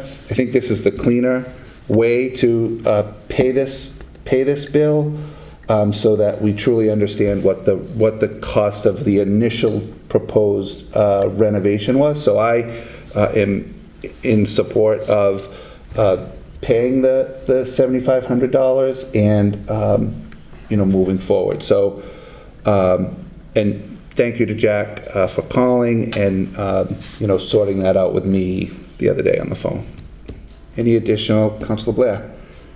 In other words, Mr. President, if we voted it down tonight, it's going to get paid anyway, but it'll come out of the bond money, and we'll be paying interest on that $7,000 for the length of the bond, correct? Correct. So financially, we get the money in the bank, pay it, and don't pay interest on it. I still don't think it's right, but I'm going to vote for it myself. I think it, first of all, work shouldn't have been done without approval. And second of all, there should have been money in the fund. But if we do it this way, we're not going to pay interest on that $7,000. So you've changed my mind on this motion simply for not paying interest on something we have money in the bank to pay for. Thank you. Any additional I just want to thank yourself and Rick for getting the questions. I don't know it was necessarily dispute. I think we're asking questions because there was a little bit of murkiness last week in, with the way it came down to the council. So, Rick, thank you for getting the answers. And Mark, thank you for getting the answers from Jack. I agree with Peter from an accounting standpoint. I mean, Mark, it's clearer. It's cleaner to do it this way, but as Councilor Blair said, I agree. It's if we're not going to pay interest, get it done. We've got to pay for it anyway. Work was done regardless how, when, where, why. I think this is the cleaner of the routes. And I just want to add one additional thing in my conversation with Jack. There were a lot of holes.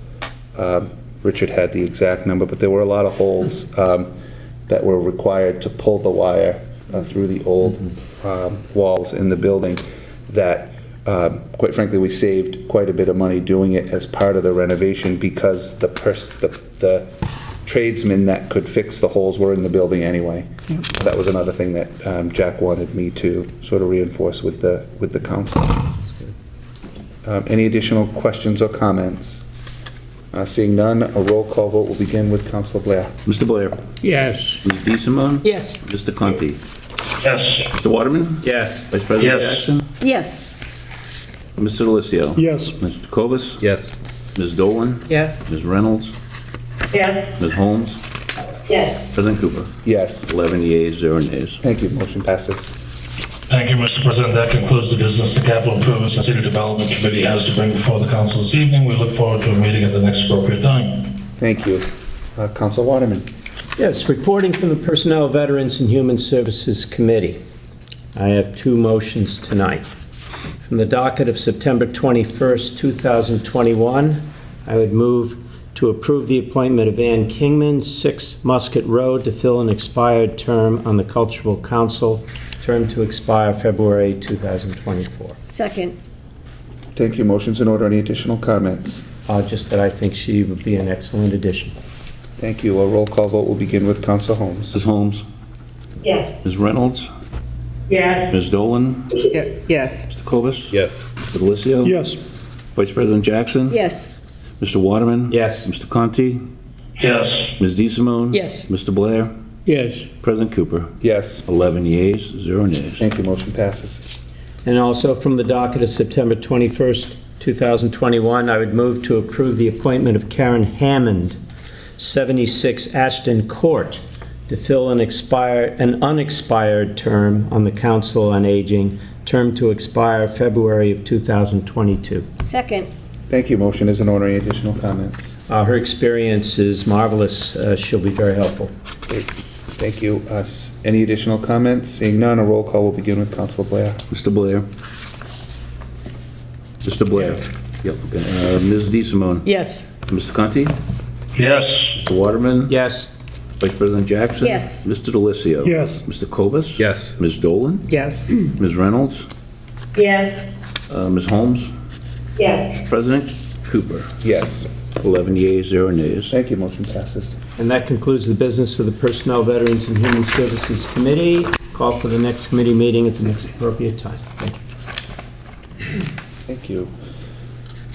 Vice President Jackson. Thank you, Mr. President. Reporting for the Public Works Committee from the docket of October 5th, 2021, I move to transfer $88.95 from account Public Works licenses to account Public Works previous year bills to reimburse an employee his funds for a fiscal year 21 hoisting license. Second. Thank you. Motion's in order. Any additional comments?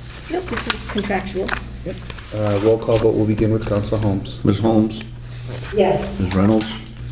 Yes. Ms. Dolan? Yes. Mr. Cobus? Yes. Mr. Delissio? Yes. Vice President Jackson? Yes. Mr. Waterman? Yes. Mr. Conti? Yes. Ms. DeSimone? Yes. Mr. Blair? Yes. President Cooper? Yes. 11 yeas, 0 nays. Thank you, motion passes. Thank you, Mr. President. I have no further business this evening, but would like to call for a committee meeting at the appropriate time next week. Great, thank you. Mr. Felicia. Thank you, President Cooper. Reporting for budget and appropriations from the docket of October 5th, 2021, I move to transfer $24,187.76 from Water Enterprise Fund, Reserve Fund for transfer to account Wastewater Enterprise Fund, previous year bills to pay in fiscal 21 invoice to North Attleboro Sewer. Second. Thank you, motion's in order. Any additional comments? I have none. Thank you. A roll call will begin with Council Blair. Mr. Blair? Yes. Ms. DeSimone? Yes. Mr. Conti? Yes. Waterman? Yes. Vice President Jackson? Yes. Mr. Delissio? Yes. Mr. Cobus? Yes. Ms. Dolan? Yes. Ms. Reynolds? Yes. Ms. Holmes? Yes. President Cooper? Yes. 11 yeas, 0 nays. Thank you, motion passes. Thank you. From the docket of October 5th, 2021, I move to authorize the school department to pay school bills totaling $10,968.32 from fiscal 21 as identified in Mr. Furtado's communication. Second. Thank you, motion's in order. Any additional comments? I have none. Thank you. The roll call will begin with Council Blair. Mr. Blair? Yes. Ms. DeSimone? Yes. Mr. Conti? Yes. Mr. Waterman? Yes. Vice President Jackson? Yes. Mr. Delissio? Yes. Mr. Cobus? Yes. Ms. Dolan? Yes. Ms. Reynolds? Yes. Ms. Holmes? Yes. President Cooper? Yes. 11 yeas, 0 nays. Thank you, motion passes. Thank you. And finally, from the docket of October 5th, 2021, I move to call a public hearing on Tuesday, October 19th, 2021, for the purpose of setting the tax classification for fiscal 22. Second. Thank you, motion is in order. Any additional comments? Thank you. A roll call will begin with Council Holmes. Ms. Holmes? Yes. Ms. Reynolds? Yes. Ms. Dolan? Yes. Mr. Cobus? Yes. Mr. Delissio? Yes. Vice President Jackson? Yes. Mr. Waterman? Yes. Mr. Conti? Yes. Ms. DeSimone? Yes. Mr. Blair? Yes. President Cooper? Yes. 11 yeas, 0 nays. The motion passes. Thank you, President Cooper. That is all the business I have for budget and appropriations tonight. I would like to call for a meeting at the next appropriate time, please. Great, thank you. Council Cobus. Thank you, President Cooper. Reporting for Zoning and Land Use Committee, we have one item tonight from the docket of July 20th, 2021. I move to approve the rezoning petition from Vela Inc. for 829 Newport Avenue, Assessors Plats 19, Assessors Plat 19, lots 246 to 252, and lots 254 to 255, to change the zoning from single residence A to general business. Second. Thank you. Motion's in order. Any additional comments? Spoke about this at committee meeting. It was voted unanimously by the planning board, and I support it. Great, thank you. Any additional comments? Seeing none, the roll call will begin with Council Blair. Mr. Blair? Yes. Ms. DeSimone? Yes. Mr. Conti? Yes. Mr. Waterman? Yes. Vice President Jackson? Yes. Mr. Delissio? Yes. Mr. Cobus? Yes. Ms. Dolan? Yes. Ms. Reynolds? Yes. Ms. Holmes? Yes. President Cooper? Yes. 11 yeas, 0 nays. Thank you. Motion passes. That concludes the business for the Zoning and Land Use Committee. I call for a committee meeting at the next appropriate time. Thank you. Councilor Dolan. Thank you. Reporting for Licenses Committee, I have one motion this evening from the docket of September 21st, 2021. I move to approve the application to waive Section 11-15.1 to serve alcohol beverages on the property from Morin's Inc., May through October at 16 South Main Street. Second. Thank you. Motion is in order. Any additional comments? I don't have any. Thank you. Any from the council? Seeing none, the roll call will begin with Council Holmes. Ms. Holmes? Yes. Ms. Reynolds? Yes. Ms. Dolan? Yes. Mr. Cobus? Yes. Mr. Delissio? Yes. Vice President Jackson? Yes. Mr. Waterman? Yes. Mr. Conti? Yes. Ms. DeSimone? Yes. Mr. Blair? Yes. President Cooper? Yes. 11 yeas, 0 nays. Thank you. Motion passes. Thank you. That's all the license committee has this evening. I call for a committee meeting at the next appropriate time, please. Great, thank you. Councilor Reynolds. Thank you, President Cooper. Reporting for City Property and Claims Committee, I have one motion this evening from the docket of October 5th, 2021. I move to transfer $3,725 from account Citywide Reserve Fund for transfer to account clerk copier. Replace the clerk's office copier that has reached the end of its useful life. Second. Thank you. Motion is in order. Any additional comments? I have none. Thank you. A roll call will begin with Council Blair. Mr. Blair? Yes. Ms. DeSimone? Yes. Mr. Conti? Yes. Mr. Waterman? Yes. Vice President Jackson? Yes. Mr. Delicio? Yes. Mr. Cobus? Yes. Ms. Dolan? Yes. Ms. Reynolds? Yes. Ms. Holmes? Yes. President Cooper? Yes. 11 yeas, 0 nays. And thank you, everybody. Thank you. Motion passes. That is all the business for the Property and Claims Committee, but I would like to call a committee meeting at the next appropriate time. Thank you. Councilor Holmes. Thank you. Reporting for Ordinance, Elections, and Legislative Matters Committee. There's no business this evening, so I'll call for a committee meeting at the next appropriate time. Great, thank you. There is no old business. There's 2 items of new business, and first I will recognize Councilor Reynolds. My new business this evening from the docket of October 19th, 2021, to be referred for study and recommendation, a request to review the traffic and speeding patterns of widely used cut-through streets here in South Attleboro, specifically Mendon Road and Carlton Street. Second. Thank you. Motion is in order. Any additional comments, Councilor Reynolds? Most of my comments come from the people on these streets. There is a lot of speeding. It comes off of Route 1, from Newport Avenue onto Route 1A from and then on to these 2 streets. And it's like a drag race. These people are going nuts. They would like, what they're really looking for is those signs that you see sometimes. I think we've just recently okayed to purchase some of them. That will tell you how fast you're going, whether you're going 30 miles an hour, 40 miles an hour, or whatnot, to kind of slow people down. Maybe have them come out at different times of the year, just to remind people that they're going too fast. Great, thank you. Any additional questions or comments? And this is just to introduce the new business. Seeing none, we'll have a roll call. Oh, Councilor Blair, sorry about I that. just addressed Sarah's concern. I'll talk to Chief Hegney about this, see if we can get some traffic enforcement in that area, and hopefully we get our traffic division up and running very shortly, so. Thank you, I appreciate that. Thank you. Thank you. Any additional comments or questions? Seeing none, a roll call will begin with Councilor Holmes. Ms. Holmes? Yes. Ms. Reynolds? Yes. Ms. Dolan? Yes. Mr. Cobus? Yes. Mr. Delicio? Yes. Vice President Jackson? Yes. Mr. Waterman? Yes. Mr. Conti? Yes. Ms. DeSimone? Yes. Mr. Blair? Yes. President Cooper? Yes. 11 yeas, 0 nays. Thank you. Transportation and Traffic Committee, please. And Councilor DeSimone, would you like that also to be referred to the Traffic Study Commission? Yes, please. Thank you. That will go to Transportation and Traffic and to the Traffic Study Commission. And next, Councilor Delicio. Thank you, President Cooper. From the docket of October 19th, 2021, to be referred for study and recommendation, a request to replace the yield sign with a stop sign at the intersection of Jewel and Hawthorne. Second. Thank you. Motion is in order. Councilor Delicio. Thank you. I was talking with some of the neighbors down there, and this is a busy cut-through street from where County Street and the Dunkin' Donuts on County Street. There's a yield sign, and it's right next to a kind of big overgrown shrubbery. Beautiful, but really big at this point.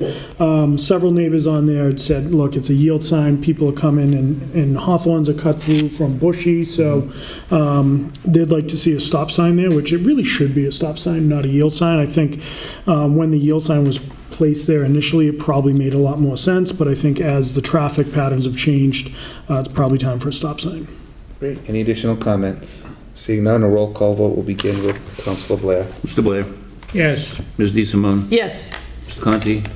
Yes. Mr. Waterman? Yes. Vice President Jackson? Yes. Mr. Delicio? Yes. Mr. Cobus? Yes. Ms. Dolan? Yes. Ms. Reynolds? Yes. Ms. Holmes?